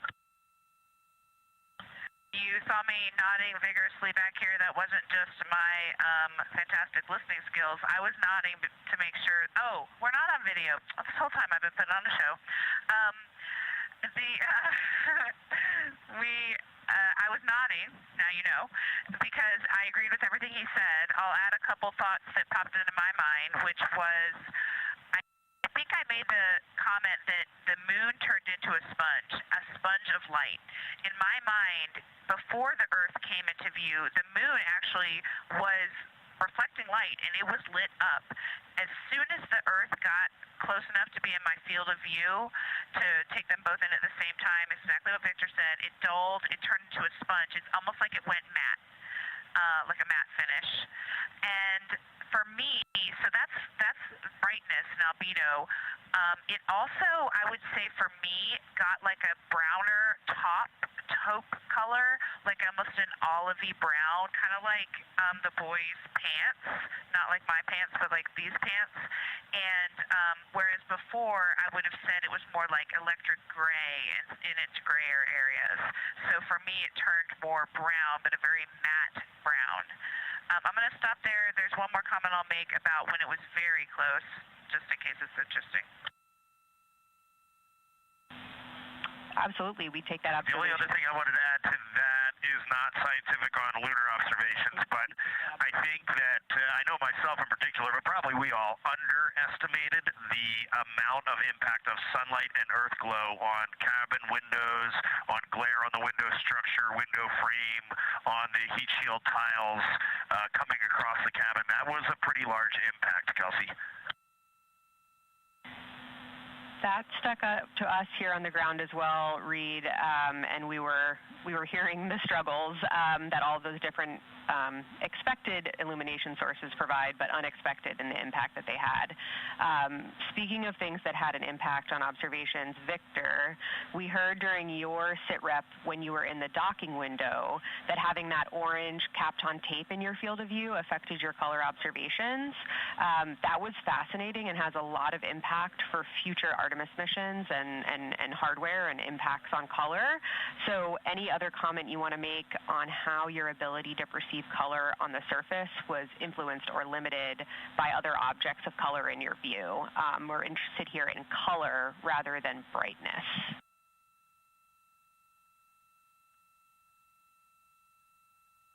Absolutely, but all the comments I made about the Earth earlier apply to this one as well. This is the thing I wanted to make sure to add, so I'm glad you asked, is that the human eye adjusting is another thing that had huge impact. Some of the colors and their patterns did not appear in the moon. The Aristarchus Plateau, you know, the browns, the streaks that we saw there, until you stared. Kind of like the impact flash, you really have to be staring. And it wasn't because of intention, it was because my eyes were adjusting. And so as soon as I would look inside the cabin, the vehicle, if those bright LEDs that were in the vehicle, or if the sun was reflecting off of a corner of the windowsill, or the bright Earth in the field of view, those things would change my eye, and I'd have to wait for them to adjust again. And I want to add, while Victor's talking about that, on the Kapton tape color, let me see if I can nods for my crewmates, but when we're looking at Earth, just a normal Earth lit up by the sun, I'm used to seeing these deep blue pictures of like Earth Day photos, Apollo 8 photos, but when we look out, the cloud cover is so bright, it is almost blindingly bright, and you really cannot make out significant detail in the Earth when we're at long distance on a sunlit Earth. So it was very interesting to me that the Earth is so bright from the clouds that it is actually hard to look at. Hey, since we're going discussion style, like you mentioned, I'll add a couple comments on color.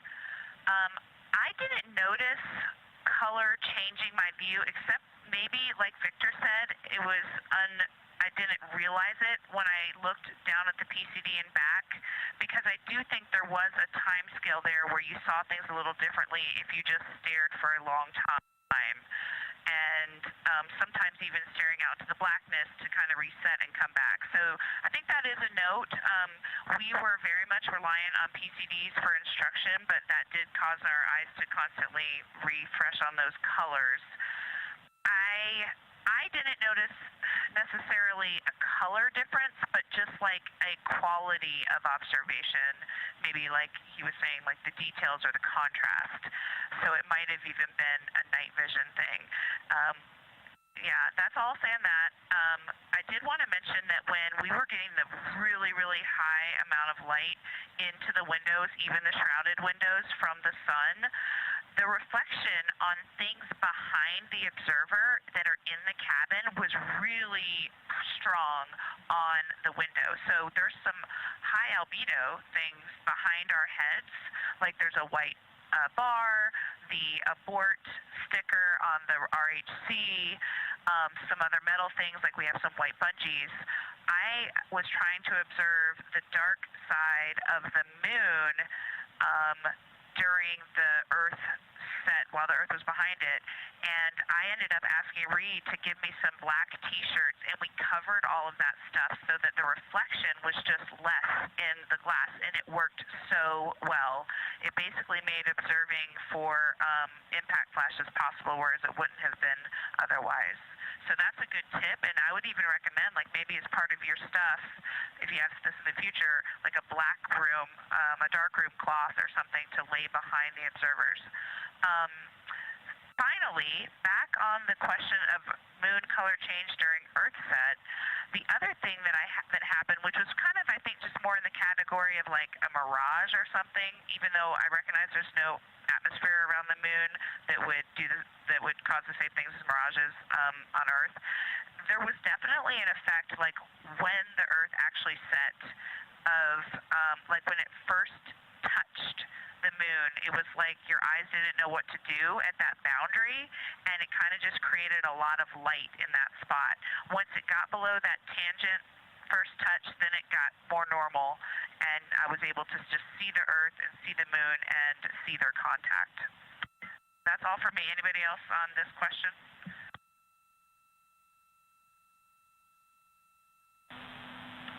Thank you, Christina. And as I think I saw you notice, we did just get video a couple minutes ago, so it's nice to see you as we're talking to you. Next question is for all of you. Ohm crater was observed by all four of you, and we're interested in whether your different viewing angles resulted in how you observed Ohm. Jeremy and Reed saw it first. Were you able to see the ejecta rays, the central peak? And then Christina and Victor, you were next, and you observed Ohm later in the past. Could you resolve similar or different features than what you're about to hear from Jeremy and Reed?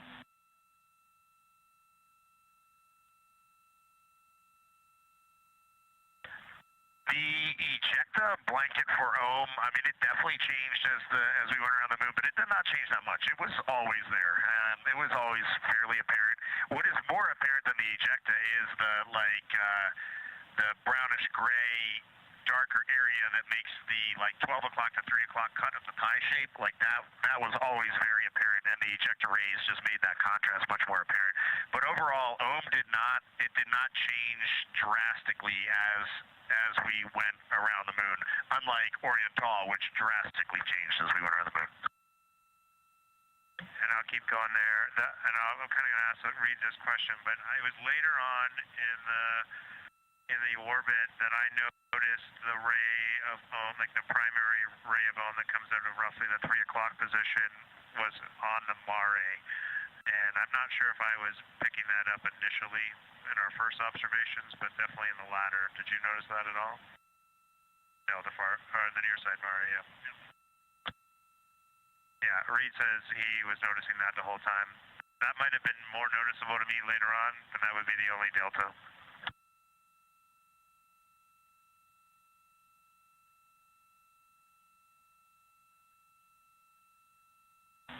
Understood, Reed and Jeremy. Curious to hear Victor and Christina's thoughts after hearing you guys. For the later observation, I was able to see into the crater wall on the east side, and the shadowing there was actually neat, so I could see layers of shadow, so that there's kind of like two faces, or maybe three. I couldn't tell because we were so far away, but I could clearly see light, then dark, then light, and so the layering within the interior crater wall on the eastern side. I was able to see the central area, and I actually thought I saw three distinct groupings of something, and I think that's in the recording, but I was so far away, and my eyes were quite tired from adjusting. I was wearing glasses and looking in at the PCD and then looking out of the window out above the glasses, and so my eyes were really getting to work out. And they've definitely been changing. That's the other thing about the eyes, too. My eyes shifted on this. I'm about to turn 50, and that just was very different than 5 years ago. But I did see interior structure, and I commented on the colors, but again, from the angle we were from the surface, everything just looked plain, but the interior floor seemed to be the same color as the surface outside to the west, but the wall seemed to be a different color, which kind of was the same color as the rays and I think the central lift, but I said this in my recording, and it's already becoming fuzzy, but I made some correlations between there, and I talked about looking at the Grand Canyon, where you can see different layers and know that this is the same as that, even though they're not connected. I think the interior, the floor, and the wall maybe had different color or albedo, and I don't remember which one I said in the recording.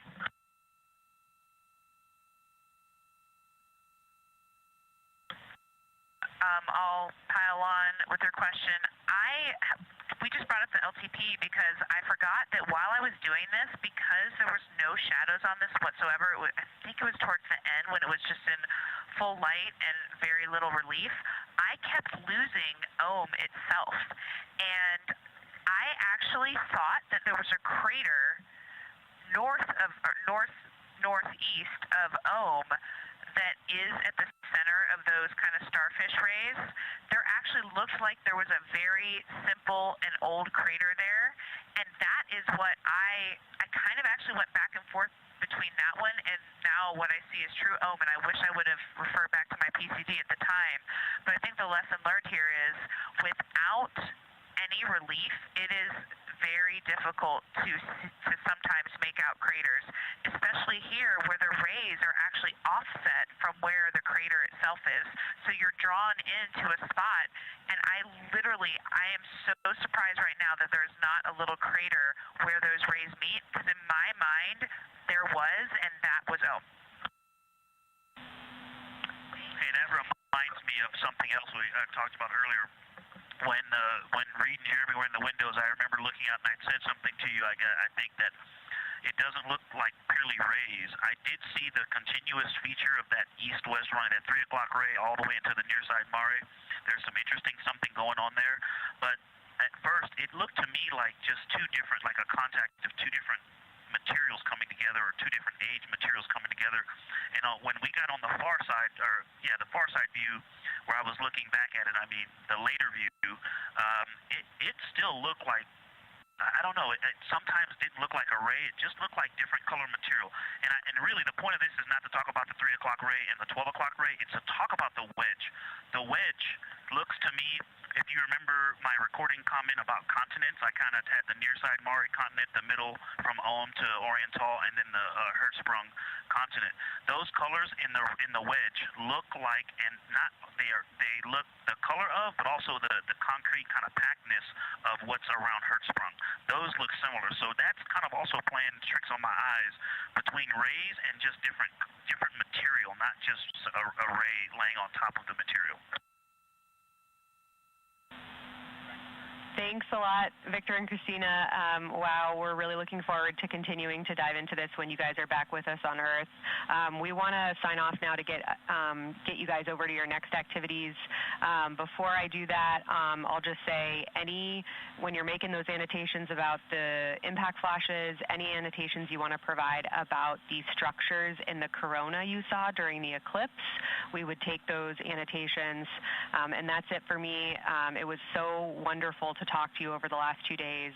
Thank you again, and can't wait to see you all back here on Earth. Thanks again for what you did for science.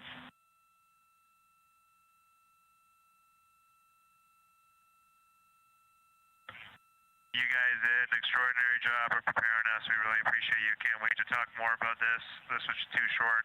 For the sunset recording, if you're looking for that, it's on PCD3, and the file name is recording, open brackets, 13, close bracket. Copy all, Integrity. Science is over and out.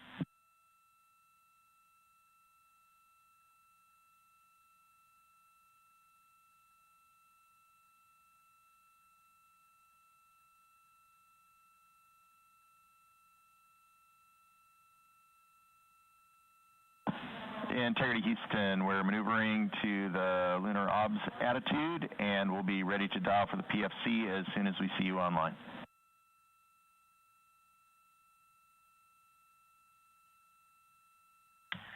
We copy, and can you say window for science pictures? We're a little PCD limited. Checking. Christina, window 2.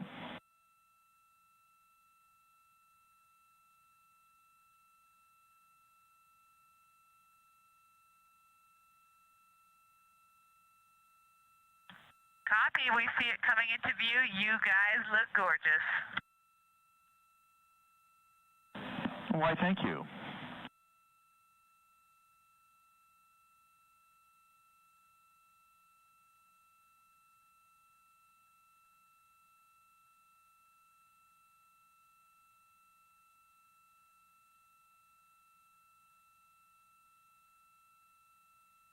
This is Artemis Mission Control. You just heard Dr. Kelsey Young, Artemis Science Flight Operations Lead, speaking with the crew aboard the Integrity spacecraft, Orion.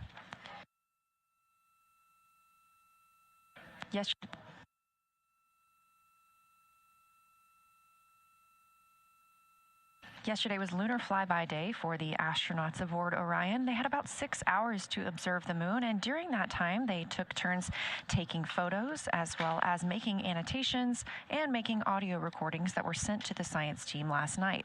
Of course, if you got to watch, the astronauts were also calling down information real time of what they were seeing while orbiting the moon. The conversation you just heard from Dr. Kelsey Young with the crew was their post-lunar flyby conference. As you heard, she asked some specific questions about some of the targets that they saw, as well as the configuration of the spacecraft. As this is a test flight, everything we learn on this mission helps us prepare for future Artemis missions to the moon. So even minute details about moving through the spacecraft or how vision was changed based on placement are very important to us. Now this view inside the SIR, the Science Evaluation Room, you can see this team of scientists taking a look at one of the photos that the crew shared. And you can see the photos from the crew at images.nasa.gov or by visiting NASA's social media. That's at NASA or at NASA Artemis.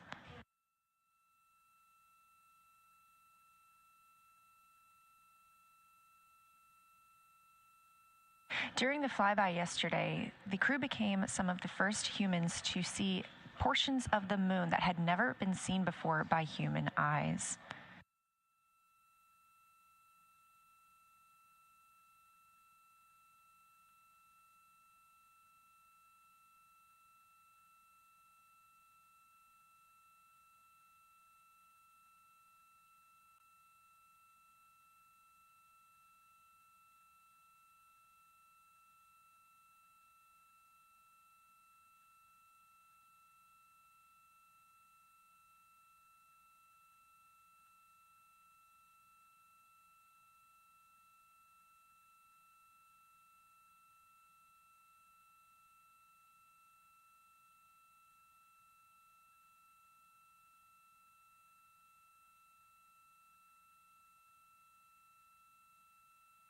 Just after the conclusion of the post-lunar flyby conference with the science team, you heard NASA astronaut Christina Cook is moving into the next portion of her day. That would be opportunistic science imaging. She's going to be taking some pictures of the Earth from outside the windows of Orion.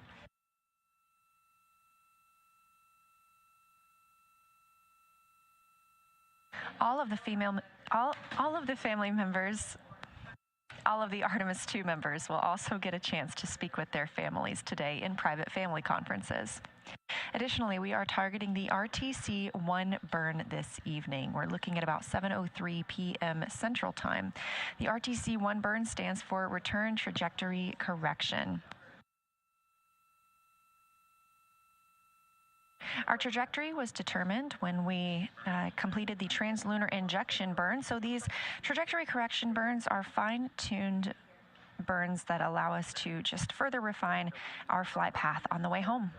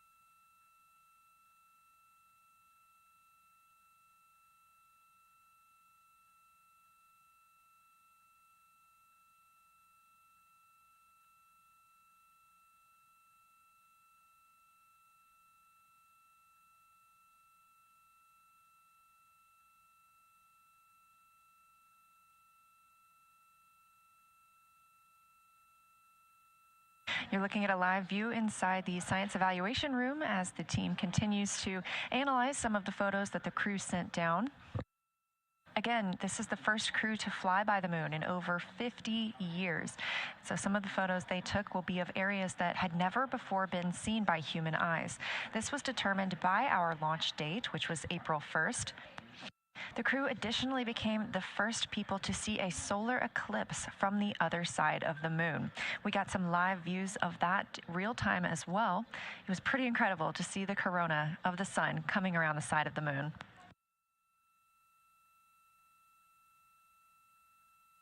If you haven't seen some of those images yet, please do visit nasa.gov. We're now a mission elapsed time of 5 days, 21 hours, and 2 minutes into the flight of Artemis II, the first flight of humans aboard the Orion spacecraft. Orion is now 230,896 miles away from Earth, but continuing to grow closer. 44,464 miles away from the moon and continuing to grow farther. You can track these stats at any time by visiting nasa.gov/track-Artemis.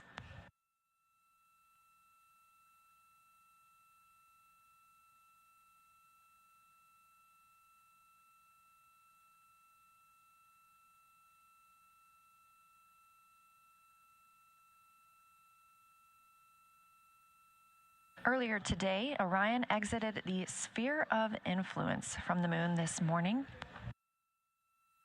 That means the gravitational pull of the moon is now no longer pulling on the spacecraft, and that they are more pulled by the gravitational pull of the Earth.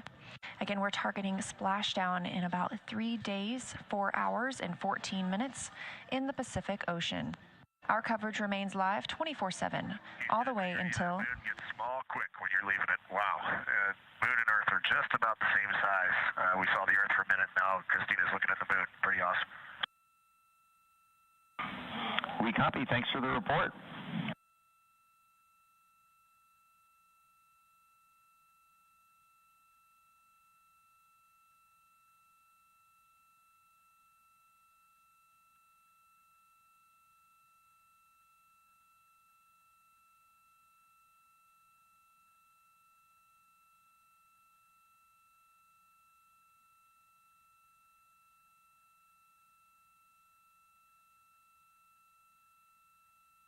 As you've heard throughout the flight, the Orion capsule is often referred to as Integrity. This is a name given to the spacecraft by the Artemis II crew members and announced last year. The crew reports that the name Integrity embodies the foundation of trust, respect, candor, and humility across the crew and the many engineers, technicians, scientists, planners, and dreamers required for mission success. And that this name is also a nod to the extensive integrated effort from the more than 300,000 spacecraft components to the thousands of people across the world that must come together to venture to the moon and back, inspire the world, and set the course for a long-term presence at the moon.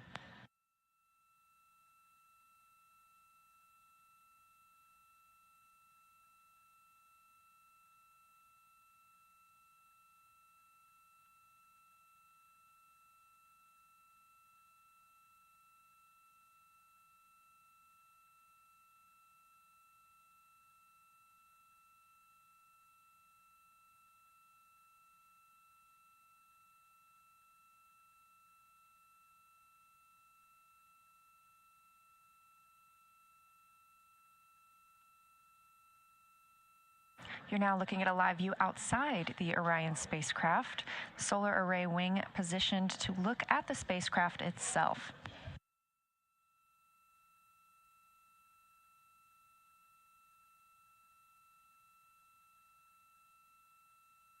The command module of Orion, that shiny part, is approximately 330 cubic feet habitable volume. So the interior living space for the crew is about the size of 2 minivans. And that's about 60% more cubic volume than the crew members had during the Apollo missions. As previously mentioned, this spacecraft is made from more than 300,000 components. And to be specific, 355,056 individual parts compose this vehicle.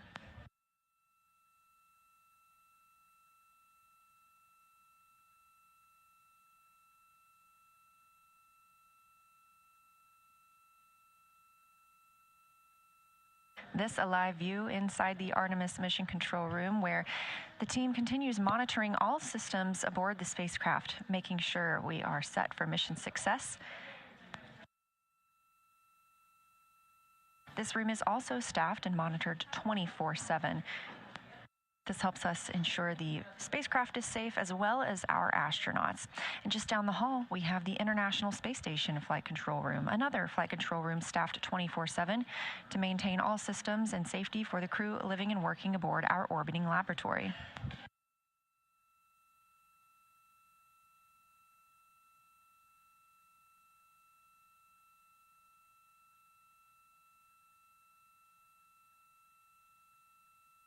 Because the crew did have such a busy day yesterday for flyby, we anticipate hearing from them a little less today as they have some downtime.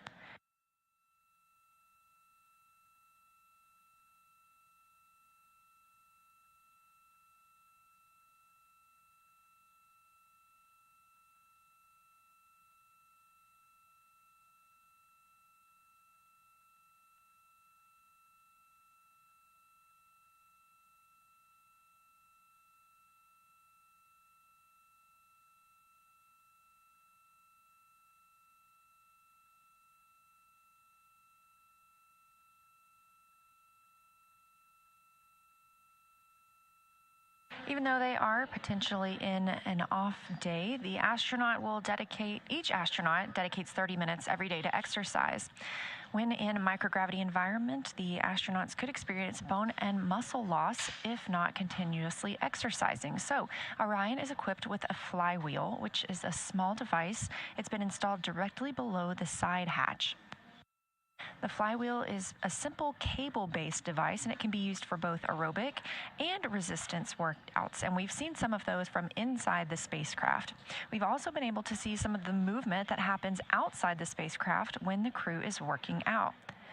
So during exercise, the crew or the ground team can park the solar arrays and prevent any loads being imparted on them that might damage them.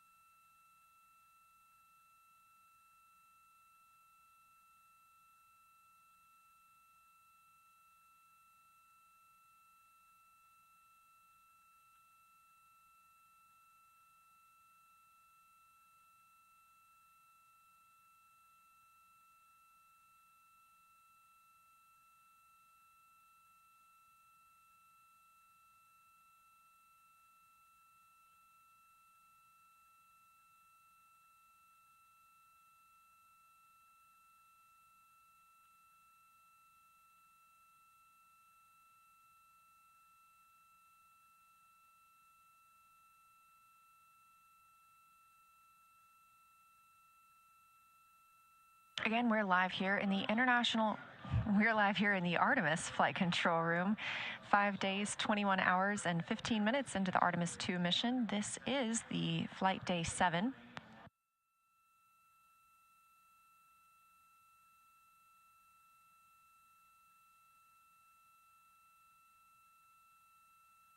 And again, this is a little bit of a quieter day now that we have had the ship-to-ship call with the International Space Station and the post-lunar flyby conference with the science team.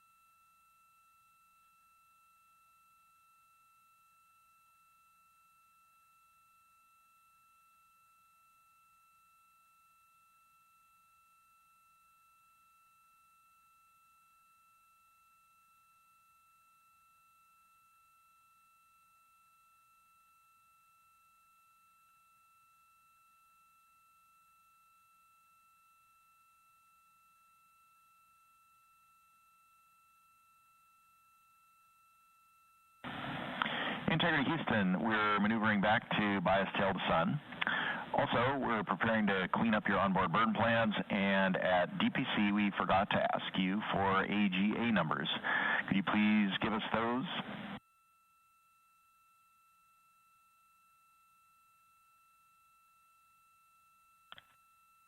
Okay, Stan. AJ just came on, as you heard. Give us 5 minutes. We'll give you a reading, and we copy the other remarks. All good? Roger.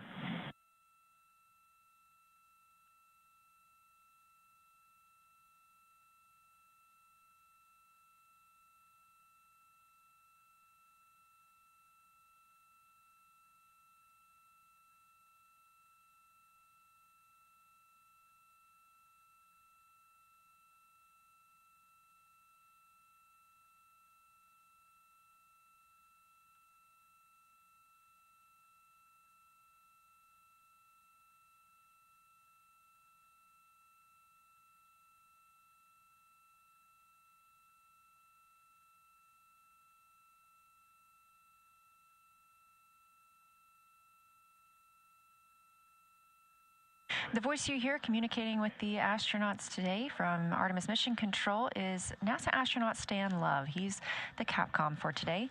The Capcom stands for Capsule Communicator, and that's the single person in the room that communicates with the crew. This keeps their communications streamlined, both from all the ground teams to and from the astronauts.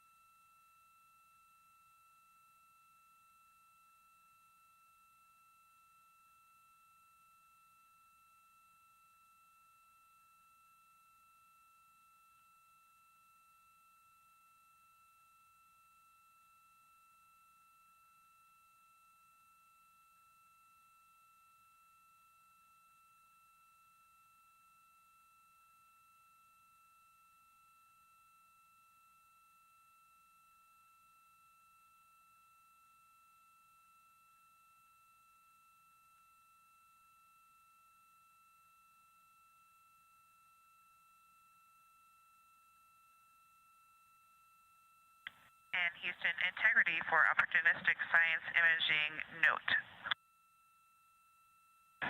We're listening.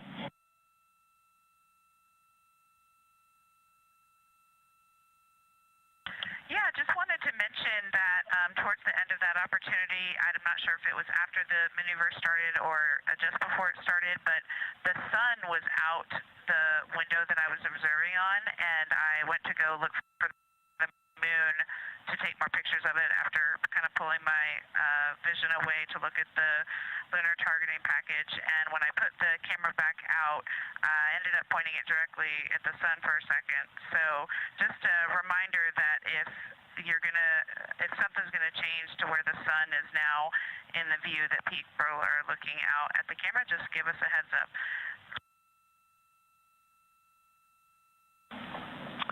We will do that. Thanks for that information. On another topic, your new state vector is on board.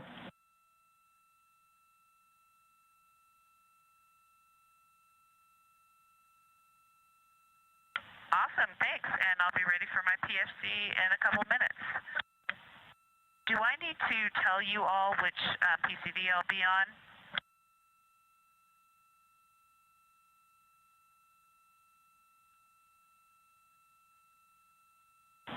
And Christina, no, we don't need to know which PCD you're on.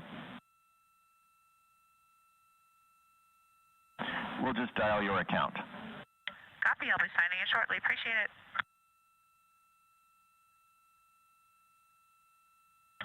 Okay, got it. Thank you.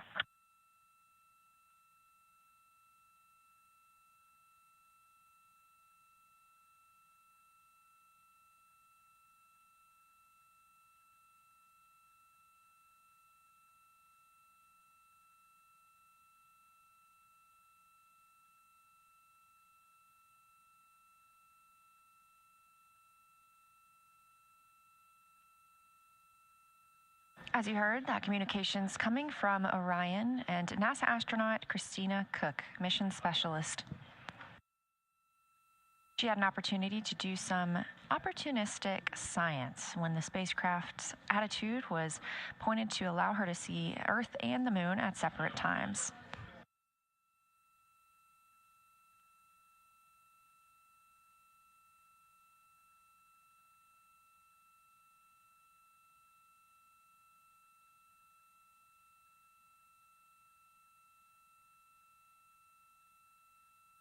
You also heard Christina calling about her PFC, that stands for Private Family Conference. All of the crew members are getting some time to talk with their families today.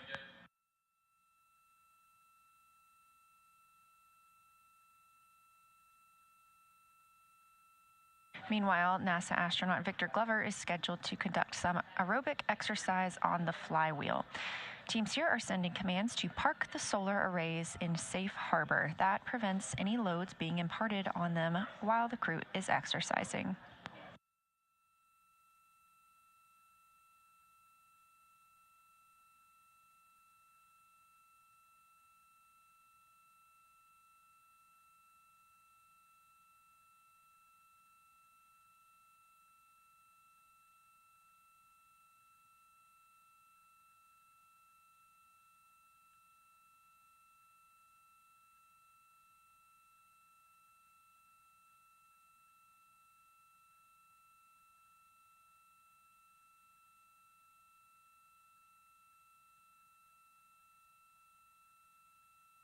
Coming up in about 30 minutes, we will have our daily news conference for Artemis 2, where leadership here for the mission are at Johnson Space Center, and we'll be able to discuss the latest status on Artemis 2. Again, that's coming up at 4:30 p.m. Eastern, 3:30 Central. That'll be broadcast on this stream on NASA's YouTube, but we will still have our clean feed on the separate YouTube stream. Once that status briefing is over, you can come right back to this feed or just stay right here and we will continue coverage from inside Mission Control Houston.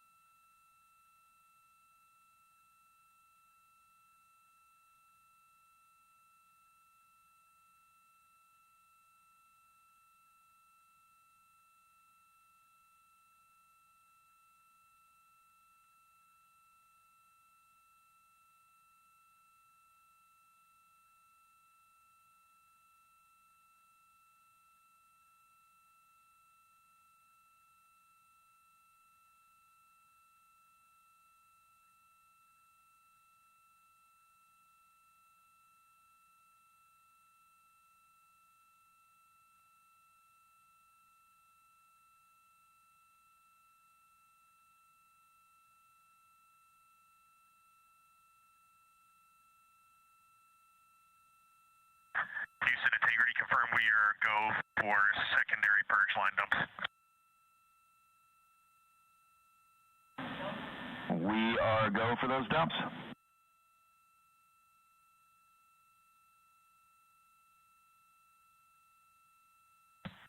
Can you remind me again, Stan, when we have to stand down from them today?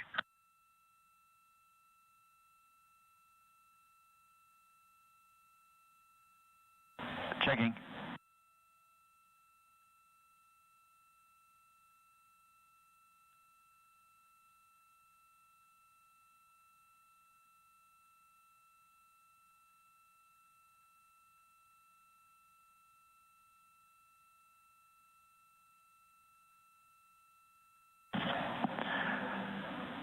And Reed, we'd like you to stand down from CCU dumps between MET 3 hours and MET 5 hours 30 minutes, except for the scheduled dump on Victor's timeline at 3:10.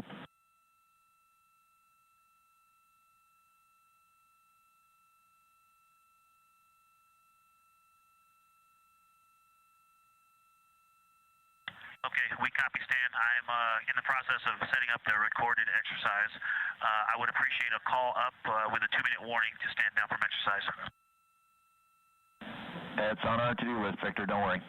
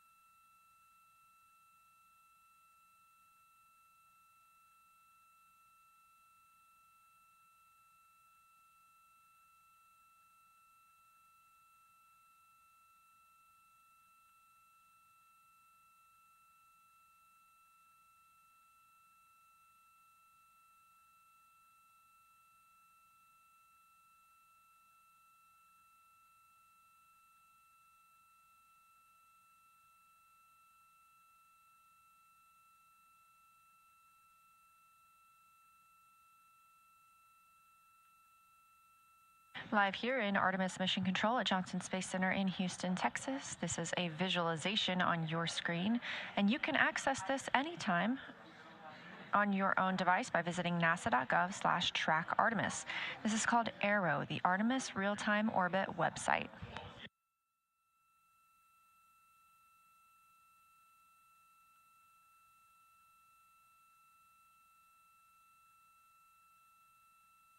We're about 40,000 miles farther away from the moon than we were this time yesterday during our lunar flyby. And if you have not seen some of the pictures coming down, please do check out NASA's social media. They are absolutely phenomenal.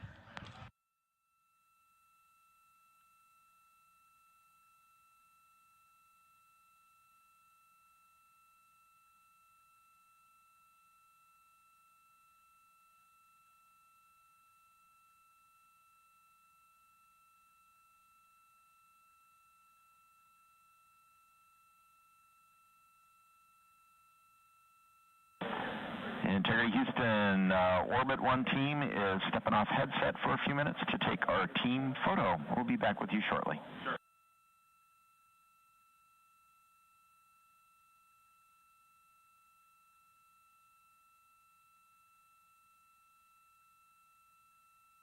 Sounds great, Stan. Enjoy that and savor that moment. Please savor that moment. What an exceptional time.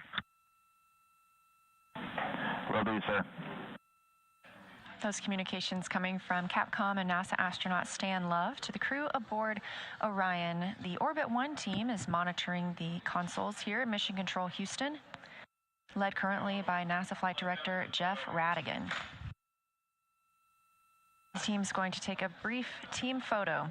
This is the team that has served this shift for the entire mission and has been training together for a significant amount of time now. All of these flight controllers are the ones keeping the systems and the crew safe aboard the Orion spacecraft for the Artemis 2 mission. Additionally, we have the Orbit 2 and 3 team with the same tasks, and they'll be taking their own photos.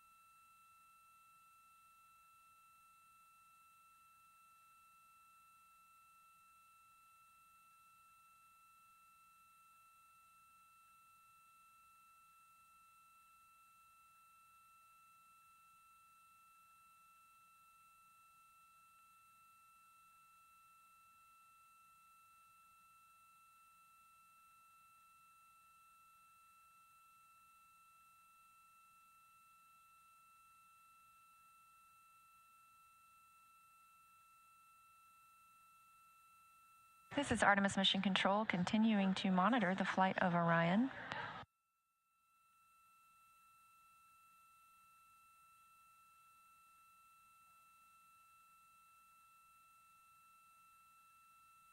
We are now 5 days, 21 hours, and 36 minutes into the Artemis 2 mission, the first flight of humans aboard Orion.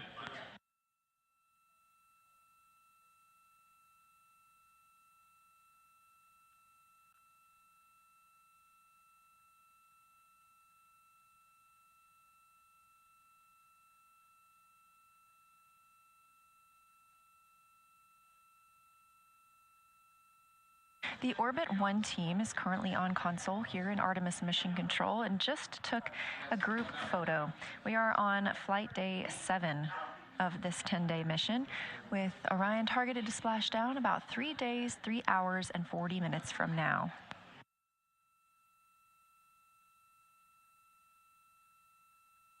This room is full of team members who make this mission possible. That includes Prop, the propulsion officer, CDH, command and data handling, INCO, our integrated communications officer, MPO, the mechanical and power officer, and so many more. Houston Integrity, are you ready for AGA readings?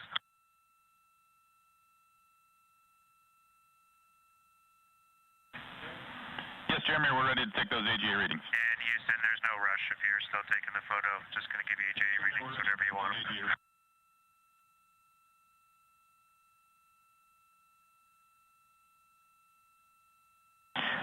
Jeremy, go ahead with those AGA readings.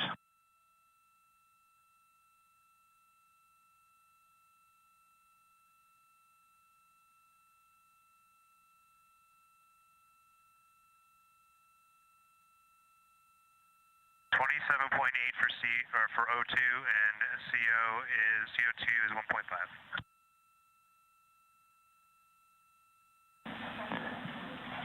Copy numbers. Do you have temperature and pressure?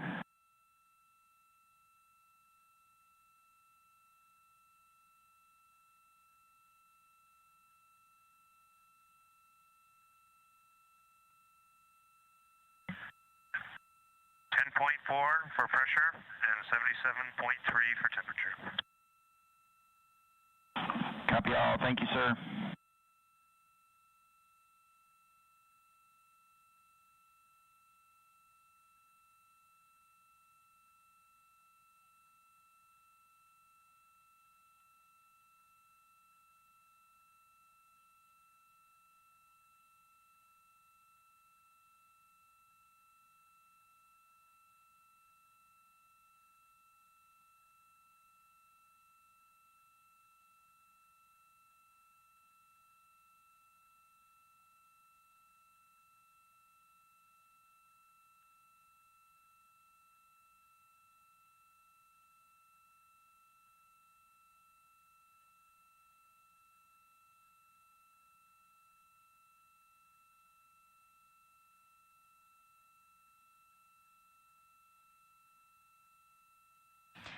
And you just heard Canadian Space Agency astronaut Jeremy Hansen calling down some AGA readings.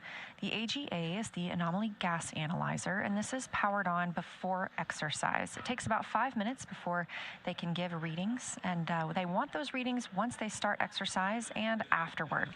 This is the first flight of humans aboard the spacecraft, and therefore the first flight of our ECLIS system, the Environmental Control and Life Support System.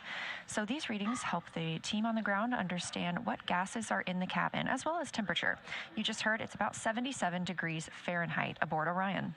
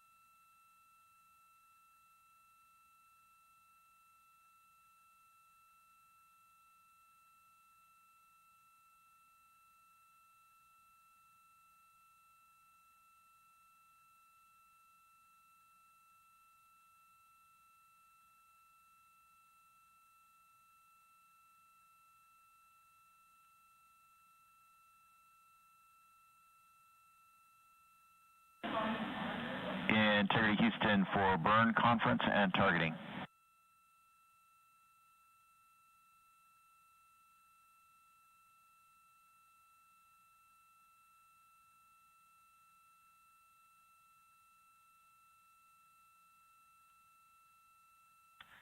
Go ahead, Stan. Hey, Jeremy, our GNC maneuvers are conflicting with our preliminary targeting activity. So we may have to do prelim a little later, or we may skip it entirely and pick up at intermediate. We'll keep you posted on how it's going.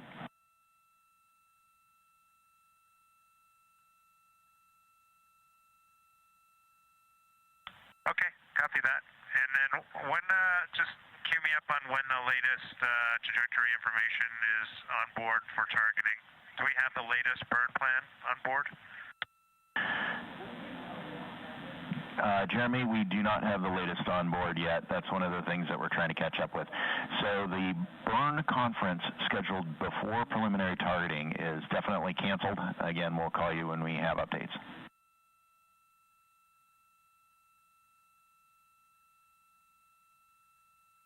Okay, understood, Sam. No problem. We're pretty flexible. And Jeremy, we're expecting approximately 30 minutes to get the new burn plan on board.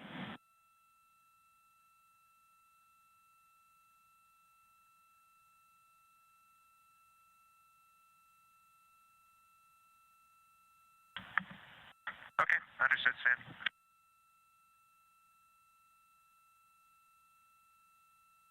This is Artemis Mission Control at Johnson Space Center in Houston, Texas. The voice you hear on the ground is Capcom and NASA